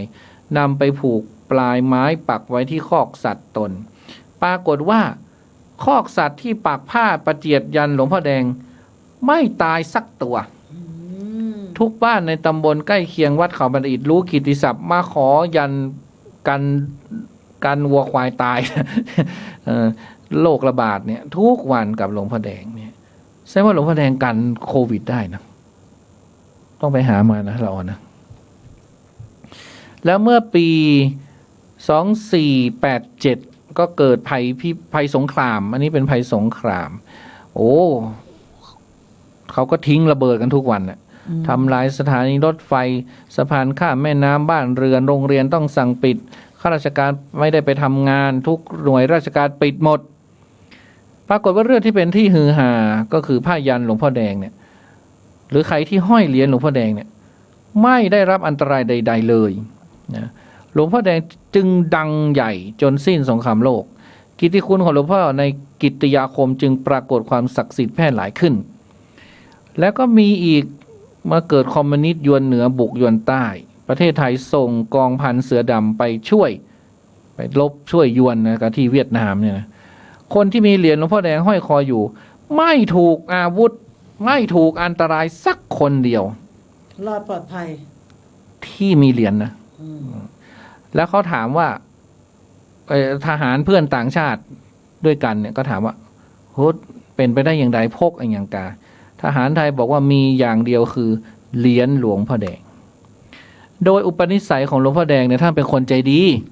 มีเมตตาอารมณ์ดีไม่ชอบดุด่าว่าใครไม่พูดคำหยาบคาย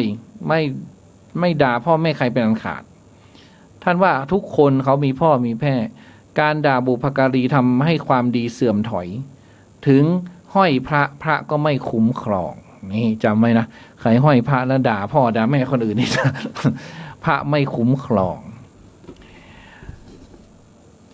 นี่ก็เป็นเรื่องของอภินิหารหลวงพ่อแดงสาธุหลวงพ่อแดงนะขอให้ลูกรอดปลอดภัยแต่ลูกก็ไม่ได้ไปสู้รบอะไรกับใครหรอก สู้รบตบมือไม่ได้ไปสู้รบไม่ได้ไปออกสงครามกับใครหรอกจบแล้วเนี่ยปาฏิหาริย์ท่านช่วยแค่นี้แหละท่านบอกให้เธอไปหาเหรียญท่านมาห้อยเองเดี๋ยวท่านจะช่วยเองช่วยค้าขายช่วยโชคลาภไปพบกับเรื่องหลอนจัง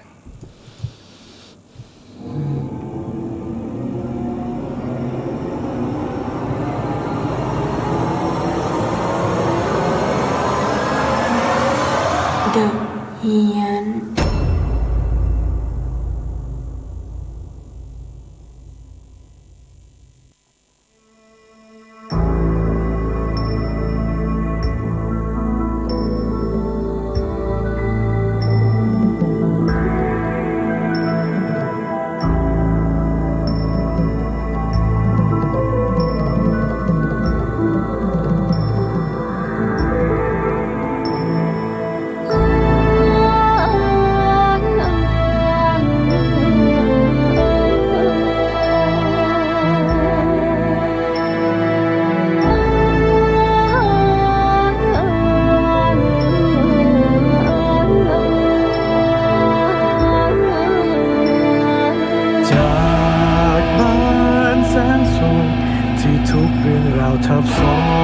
เป็นบ้านแสนโศกเพียงซ่อนอดีตชีวิตทั้งหมดเพียงฝังความผิดปกปิดทุกสิ่งเป็นสถานที่รวมวิญญาณกักขังให้ต้องทรมานกล่าวขานบอกเล่าตำนานให้ใครก็ตามที่มาอยู่สุริยคราสพระสองเรื่องเราให้ได้ประสบพบผ่านวิญญาณที่อยู่มาแต่การก่อนทั้งสองเข้ามาเป็นดังปัญหาในสยามที่โชคชะตาไม่ยอมรับเมื่อความต้องการเป็นเกินกว่าพี่น้องจึงฆ่าสังหารที่ดาราตรีแสนเวทนากักขังจองจำวิญญาณโศกาสะสมระอาจงรับอาอย่าเกิดมรณะ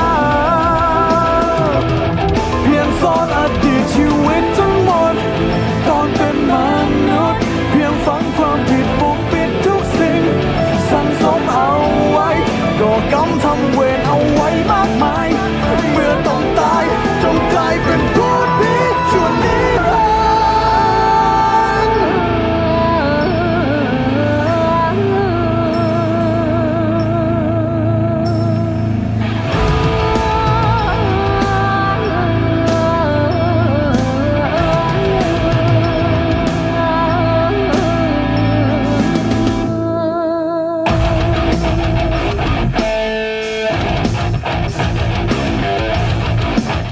นะ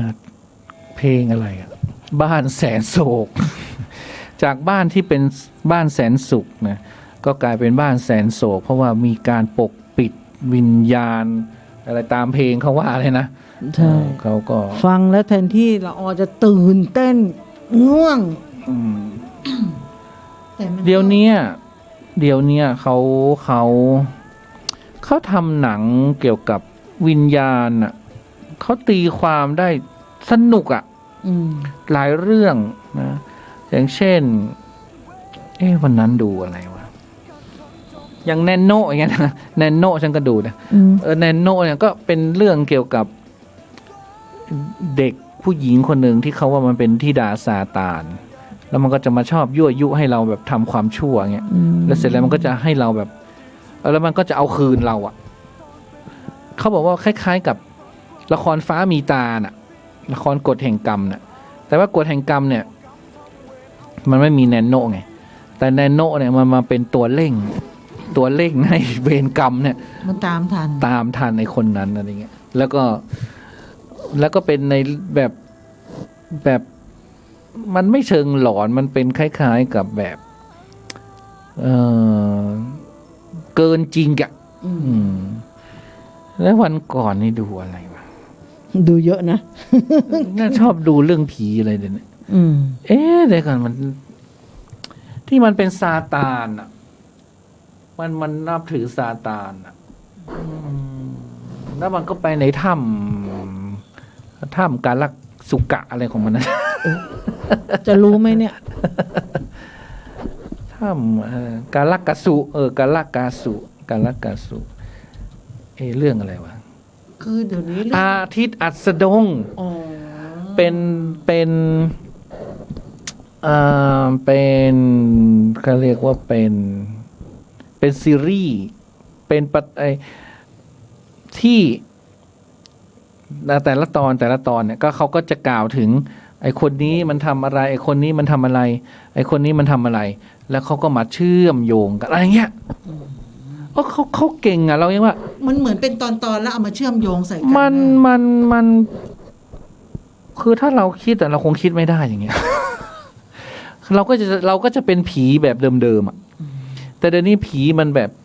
ผีเขาก็มีการพัฒนา มันพัฒนานะแสดงว่าคนที่เขาทำเนี่ยเขาศึกษานะเขาเข้าใจผี เขาศึกษาเขา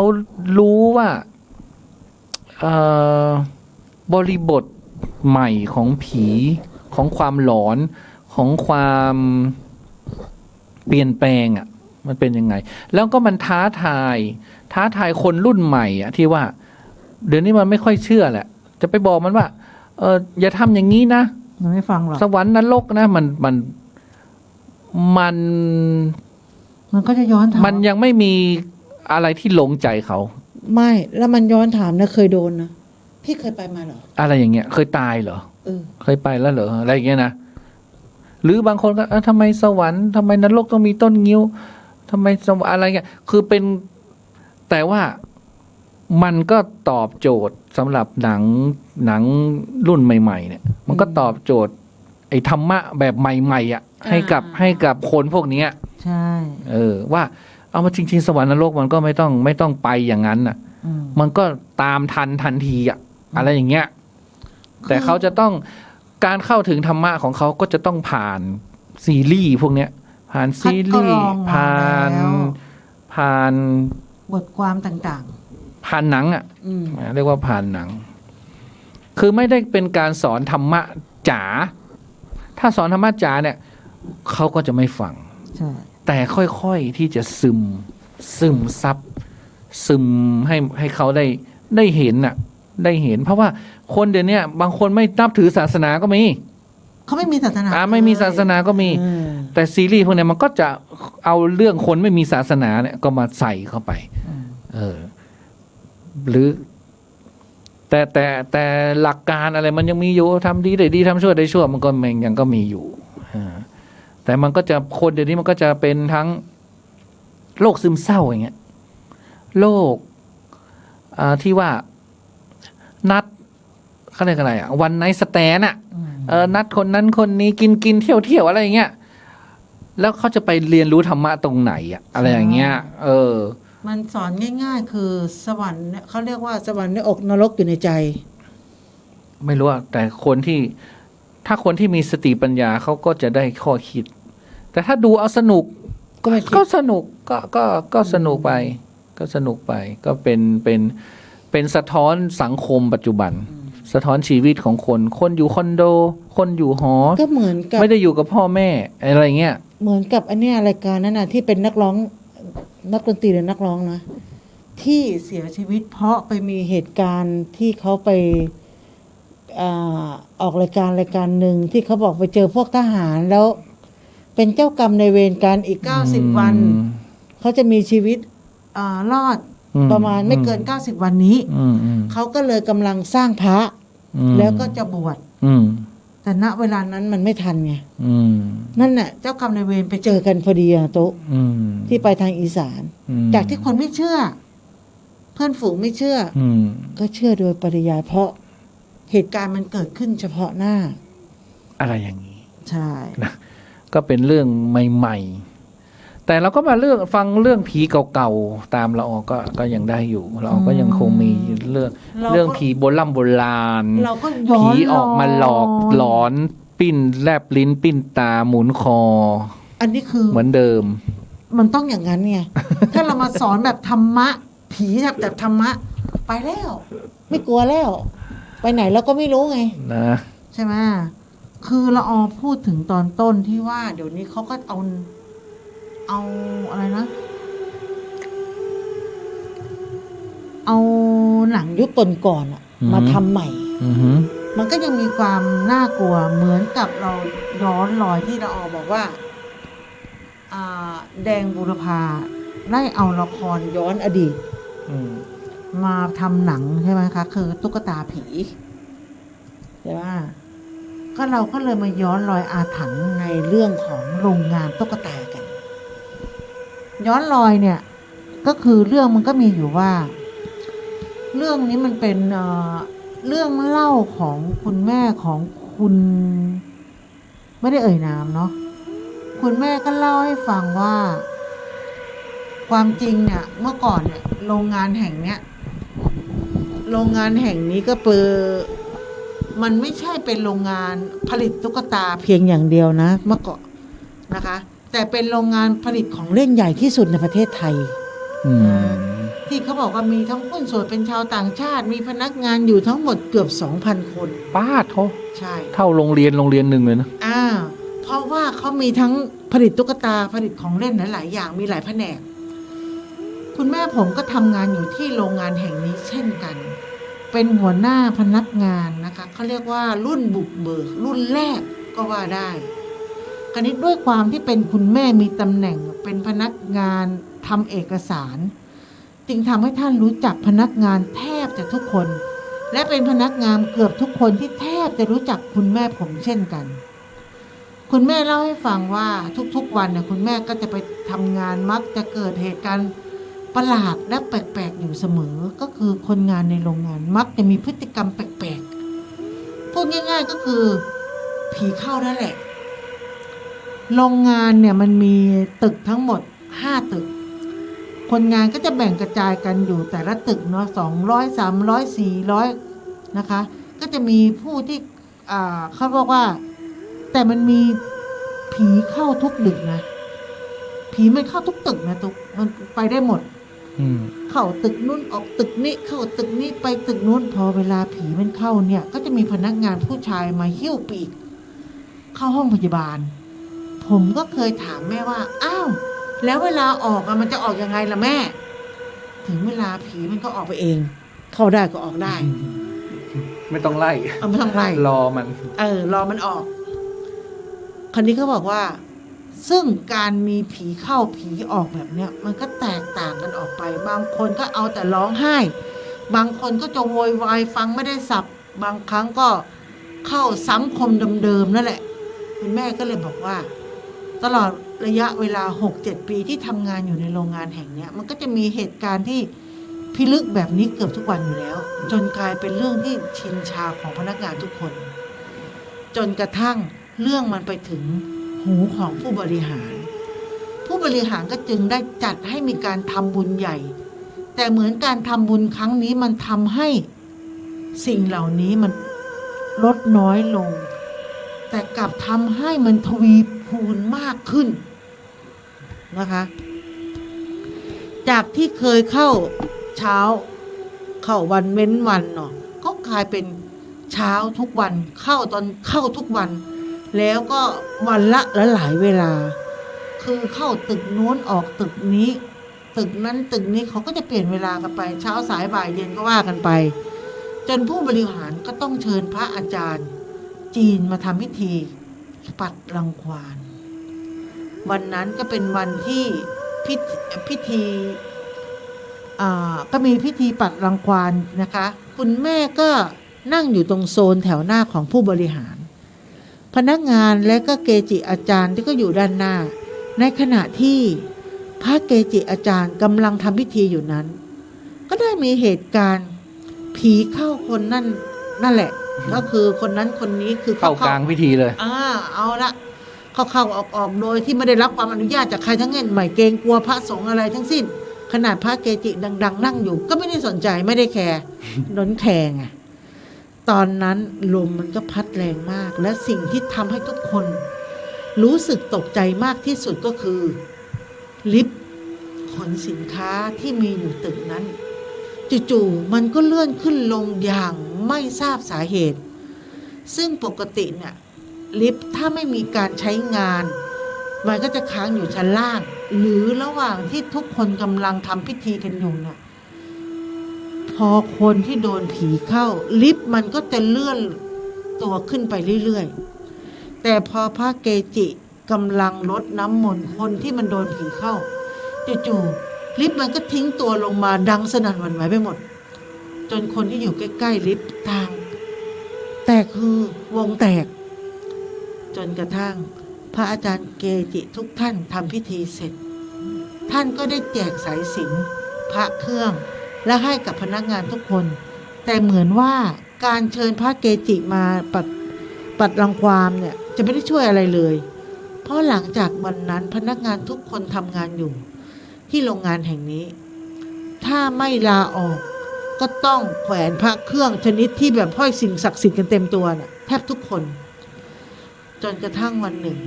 ผีเข้าผู้บริหารท่านหนึ่งที่เป็นผู้ชายแล้วผู้บริหารท่านนั้นก็พูดออกมาว่าจะเอาอะไรมาให้กูอีกกูไม่เอากูจะเอาคนของมึงไปอยู่กับกูหลังจากเกิดเรื่องคนงานทุกคน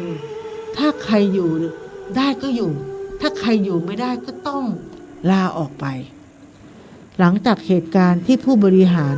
ถูกผีเข้าไม่นานก็มีเรื่องสลดเกิดขึ้นมาจริงๆวันนั้นคุณแม่ก็ไปทำงานอีกตึกหนึ่งก็เห็นคนงานซุบซิบกันก็เลยเข้าไปถามว่ามีอะไรคนงานก็เงียบๆแล้วก็ซิบบอกว่าน้าลองขึ้นไปดูข้างบนสิคุณแม่ก็เลยถามว่ามันมีอะไรเกิดขึ้นคนงานก็เลยบอกว่าน้าขึ้นไปที่ชั้นดาดฟ้าแล้วมองลงมาสิมันคือว่ามันมีอะไรด้วยความที่คุณแม่เป็นคนห้าวๆนะคะเป็นคนห้าวๆอยู่แล้วและด้วยคุณแม่ก็เลยชวนเพื่อนๆสนิทเนี่ยขึ้นไปบนดาดฟ้าแล้วก็มองลงมาก็เห็นเจ้าหน้าที่มูลนิธิกำลังเก็บร่างใครคนหนึ่งอยู่คุณแม่ก็เลยทราบภายหลังว่าผู้หญิงคนนี้กำลังทำงานอยู่ที่แผนกเย็บอยู่ๆก็ลุกขึ้นจากโต๊ะของตัวเองนะคะแล้วก็เดินไปที่บนดาดฟ้าแล้วก็กระโดดทิ้งตัวลงมาเหตุการณ์นี้ความตก อกตกใจแล้วก็กลัวให้กันไปตามๆกันนะคะเพราะอยู่ๆนางก็ลุกขึ้นมาแล้วก็ไปกระโดดตึกเลยตอนนั้นถ้าถามว่าคุณแม่กลัวไหมบอกเลยว่าก็เริ่มกลัวละแต่มันก็แค่เต็มใจที่จะอยู่เพราะแม่ทำงานที่นี่มานานแล้วเหตุการณ์ต่างๆก็เกิดขึ้นบ่อยๆอยู่แล้วจากตอนแรกก็มีคนผีเข้าก็เริ่มเป็นอุบัติเหตุภายในโรงงานบ่อยครั้งไม่ว่าจะเป็นเกี่ยวกับเครื่องจักรหรือไฟไหม้คุณแม่บอกว่าโรงงานเนี้ยเกิดไฟไหม้บ่อยมากเดือนละประมาณ 1-2 ครั้งปีหนึ่งมีหลายๆ10 ครั้งซึ่งไฟไหม้ครั้งหนึ่งก็ไม่ได้เสียหายอะไรมากจนกระทั่งวันเวลาผ่านไป28 ปีพูดมานี่ไวเหมือนโกหกนะวันที่10 พฤษภาคม 2536ตอนนั้นผมกับแม่เช่าห้องอยู่ในละแวกโรงงานแห่งนี้นั่นแหละวันนั้นผมกำลังเล่นกับเพื่อนอยู่ที่ริมเล่นกับเพื่อนอยู่ก็มีน้าคนหนึ่งตะโกนบอกผมว่าเฮ้ยมึงไปดูแลแม่มึงเหรอ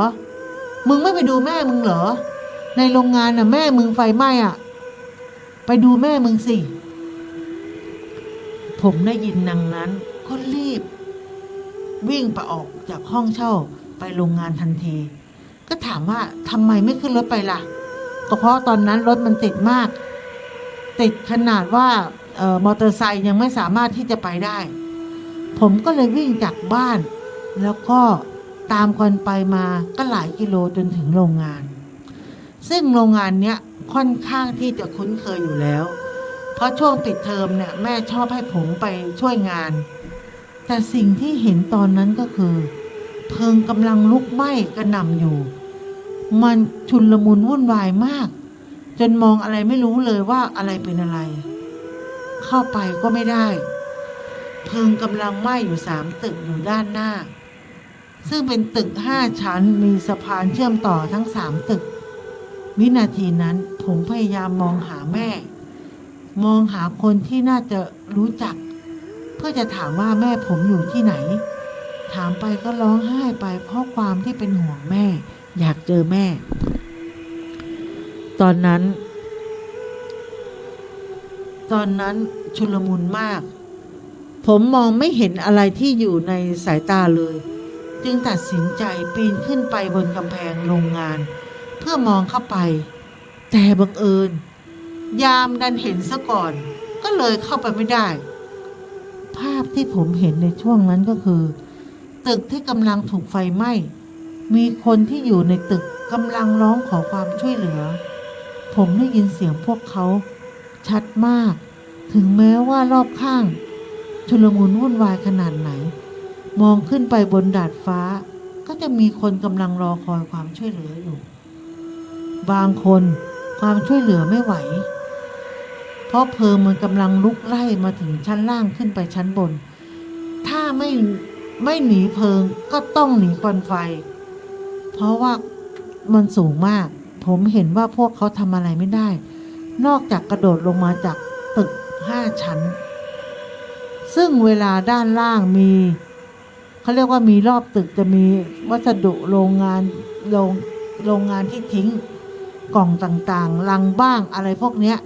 ทุกคนต่างหนีตายถ้าไม่กระโดดก็ไม่รอดแต่ถ้ากระโดดลงมาไม่ว่าทุกคนจะรอดมันก็เช่นกันไม่พิการก็สาหัสประมาณ1 ชั่วโมงให้หลังคืนที่ตึกที่1นะคะตึกที่1ลงแล้วตึกที่2ก็ถล่มตามลงมาเหลือเพียงตึกที่3ที่ยังลุกโชนอยู่หลังจากที่เพลิงเริ่มสงบเจ้าหน้าที่ก็เข้าไปตรวจสอบที่เกิดเหตุตอนนั้นผมยังเฝ้ารออยู่ที่เดิมแล้วก็ถามแม่ผมอยู่ไหนณตอนนั้นถ้าจะถามผมว่าผมรู้สึกยังไงผมได้แต่ภาวนาว่าขอให้เป็นอย่างที่ผมคิดนะคะเพราะตึกที่ถล่มลงมานั้นมันคือตึกที่แม่เคยพาผมไปช่วยงานช่วงปิดเทอมซึ่งท่านทำงานอยู่ที่ชั้น4ผมเห็นเจ้าหน้าที่เริ่มทยอยนำศพมาเรียงกัน ที่ด้านหน้าโรงงาน สภาพศพแต่ละคนที่เห็นคือไฟไหม้เกรียมไม่สามารถบอกได้เลยว่าใครเป็นใคร เพียงบางศพมาไม่ครบ32ก็เป็นภาพที่ผู้คนเห็นแล้วหดหู่น่าใจหายณตอนนั้นผมคงเขาเรียกว่าผมคงตามหาแม่ของผมอยู่สุดท้ายผมได้อาศัยช่วงชุลมุนตัดสินใจนะคะ วิ่งเข้าไปในโรงงานเพื่อไปตามหาแม่จนกระทั่งเจอน้าคนหนึ่งที่บอกว่าแม่เองยังอยู่ที่ตึกสุดท้ายตอนนั้นผมดีใจมากที่จะได้เจอแม่หลังจากที่เหตุการณ์วันนั้นทางโรงงานก็ได้ทำการเขาเรียกว่ากับพื้นที่บริเวณที่ถูกไฟไหม้และปล่อยให้ขบวนการทางกฎหมายจัดการต่อผ่านไปประมาณสัก2 อาทิตย์ผมก็มาที่โรงงานกับแม่เพื่อทำพิธีบุญส่งวิญญาณแต่สิ่งที่ผมเห็นก็คือมีญาติพี่น้องของผู้เสียชีวิตนะคะหรือผู้สูญหายเนี่ยก็มาตามหาลูกเหมือนกันแล้วก็มาช่วยกันทำบุญซึ่งก็จะเป็นอะไรที่น่าหดหู่มากหลังจากพิธีทำบุญคุณแม่ก็ยังต้องการที่นี่เพราะว่าณตอนนั้นมีเขาเรียกว่ามีสต็อกที่ต้องส่งออกต่างประเทศมีความที่จะทำให้เขาเรียกว่าเกี่ยวข้องกับเอกสารท่านก็เลยต้องมาดูแลในเรื่องเอกสารส่งเพราะเรียกว่าส่งเอกสารในการส่งสต็อกอยู่นี่แม้บอกว่า4:30ต้องตอกบัตรหนีเลยอยู่ไม่ได้จริงๆต่อให้เขาเรียกว่าต่อให้กลางคืนมีOTขนาดไหนก็ไม่มีใครทำหลังจากเหตุการณ์ไฟไหม้ในครั้งนั้นทำให้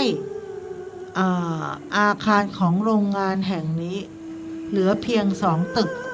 นะคะ2 ตึกนี้ก็คืออยู่ในห้องอยู่ด้านในสุดนะคะถึงเวลาตอกบัตรกลับบ้านแม่ก็จะต้องเดินเขาเรียกว่าเดินผ่าซากตึกที่3ซึ่งมันเป็นอุบัติเหตุที่เกิดขึ้นนะคะซึ่งทุกครั้งที่เดินผ่านมาปุ๊บเป็นไปไม่ได้เลยที่แม่จะไม่ได้หันไปมองเพราะเขาบอกว่าถ้าตอนเช้าหันไปมองก็ไม่รู้สึกอะไรหรอกแต่พอตอนเย็นหันไปมองรู้สึกเขาเรียกว่ารู้สึกได้นะคะก็เลยบอกว่ามีคนบอกว่ามันแค่กลัวกลางวันแสกๆมันก็ไม่มีอะไรน่ากลัวลมโชยมามันก็เป็นอะไรเกี่ยวกับลมนะคะนอกจากเสียงที่ได้ยินแล้วยังมีเสียงห้องน้ำอีกในห้องน้ำนั้นที่เจอเขาเล่าให้ฟังว่าจากที่ปลดทุกข์เสร็จเปิดประตูออกมาเดินไปเปิดก๊อกน้ำก้มหน้าก้มตาล้างหน้าพอเงยหน้าขึ้นมาแคบแต่มองที่กระจกก็เห็นวิญญาณดำมืดยืนอยู่ด้านหลังเลยทำให้ไม่มีใครกล้าไปห้องน้ำคนเดียวอีกนะคะก็มีหลายๆคนที่เจอแต่สิ่งที่ต้องหลังจากที่โศกนาฏกรรมในครั้งนั้นกลับมาไม่ว่าจะเป็นแท็กซี่รถเมล์วินมอเตอร์ไซค์โดนกันหมดทุกคนวิญญาณมอเตอร์ไซค์ในช่วงโพเพมีคนงานเรียกพอขึ้นนั่งปุ๊บก็เรียกว่ารอออกตัวปั๊บหนึ่งหันไปดูอีกทีผู้โดยสารก็ไม่อยู่แล้วไม่รู้ว่าหายไปไหนหมดยามกันนะคนนั้นเขาค่ะ ตี 1แล้วนะแล้วก่อนนะคะพอรุ่งเช้าชาวบ้านก็ไปเล่าให้ฟังว่าเพื่อนๆเนี่ยคือโรงงานเนี่ยจากที่โรงงานมันไฟไหม้เนาะทุกคนเนี่ยก็มีการเสียชีวิตแต่โรงงานมันก็ยังมีเหตุการณ์อยู่เขาบางคนเนี่ยไปเจอตุ๊กตาก็เอากลับบ้านเพราะตุ๊กตามันสวยนี่คนที่เป็นเจ้าหน้าที่โรงงานหรืออะไรก็แล้วแต่ที่อยู่ในโรงงานนั้นก็ต่างคนต่างก็เอาตุ๊กตากลับบ้านเพราะมันสวยน่ารักดีแต่เหตุการณ์นั้นมักจะเจอเหตุการณ์แปลกๆนะคะไม่ว่าจะเป็นที่ค คุณเอาตุ๊กตาเอาไปเนี่ย มันจะมีเหตุการณ์ต่างๆคือหลอกหลอนหรือว่าตุ๊กตาหมาที่มันเห่าได้อะพอไปไว้ที่บ้านอะที่มันกดแล้วมันจะร้องอะเอาไปไว้บ้านมันเห่าคนเดียว ไม่มีใครไปกดมันเห่าทั้งคืนแล้วก็ไอ้ตุ๊กตาผู้หญิงที่มันร้องอะโอ้แว่โอ้แว่โอ้แว่ก็ไม่มีใครไปกด หรือไม่มีใครไปทำอะไร มันก็แหกปากร้องทั้งคืนก็ไปเล่าให้เพื่อนๆฝูงฟังทุกคนที่เอาไปก็คือเหมือนกันหมดทุกคนก็ต้องเอามาคืนที่โรงงานก็เลยเป็นอาถรรพ์นะคะต่างๆในการที่ว่าโรงงานนี้มัน แล้ว มัน ตกลง ถูไฟไหม้ ปัจจุบันมันยังอยู่ไหมโรงงานนี้ ไม่มีใครอยู่แล้ว โรงงานนี้มัน ซาก ล่ม ล้างไปแล้ว ใช่ มันล่มสลายไปแล้ว เพราะมันเป็นอาถรรพ์แล้วไงตุ๊นี่ไงย้อนรอยอาถรรพ์นี่ไงเพราะมันถูกไฟไหม้ไง ที่มันมีข่าวดังๆสมัย แสดงว่าก่อนที่ไฟจะไหม้ก็คือมีเรื่องผีเรื่องสางอะไรอยู่แล้ว คือมัน เข้า เป็น พนักงาน อ่า เข้าผู้บริหารเข้า หมดอะ ไปหมดแล้ว พอมันระเบิดมันไฟไหม้ขึ้นมา มันก็ยังมีเรื่องราว อันนี้เขาเรียกว่า ไม่เกี่ยวกับโรงงานมันเกี่ยวกับที่ดินตรงนั้นไงตุ๊มันอาถรรพ์อยู่แล้วดันไปทำโรงงานตุ๊กตา มันก็เลย อาจจะเป็นที่อะไรสักอย่างนะ ใช่ มันก็เลยเกิดอาถรรพ์เช่นนี้ จบพอดี จบปุ๊บแบ่งหมดพอดีเลย ก็ต้องขอแผ่เมตตาไปยังทุกสรรพสัตว์สรรพวิญญาณสรรพเจ้ากรรมนายเวรทั้งหลาย พร้อมทั้งทุกดวงจิตดวงวิญญาณ ทุกเรื่องราวที่เราได้หยิบยกเอ่ยอ้างท่านขึ้นมาในรายการทุกรูปทุกนาม ก็ดีก็ขอให้ท่านมีความสุขความเจริญอย่าได้จองกรรมจองเวรเบียดเบียนซึ่งกันและกันเลย ไปสู่ภพภูมิที่ดีอโหสิกรรมและกันเทินนะสำหรับท่านผู้ฟังก็ล้างจิตล้างใจนะฟังเรื่องหลอนก็เดี๋ยวไปฝันร้ายเนาะต้องแผ่เมตตาแล้วก็สมทานศีลก่อนหลับก่อนนอนก็จะได้หลับเป็นสุขตื่นมาก็จะเป็นสุขแล้วก็เราก็จะได้มีพลังมีชีวิตมีความต่อสู้ต่อไป ค่ะ บนโลกใบนี้ ขอให้พ้นจากโรคภัยโควิดด้วย และพ้นภัยจากโควิดด้วยประการทั้งปวงเทินขอเจริญพร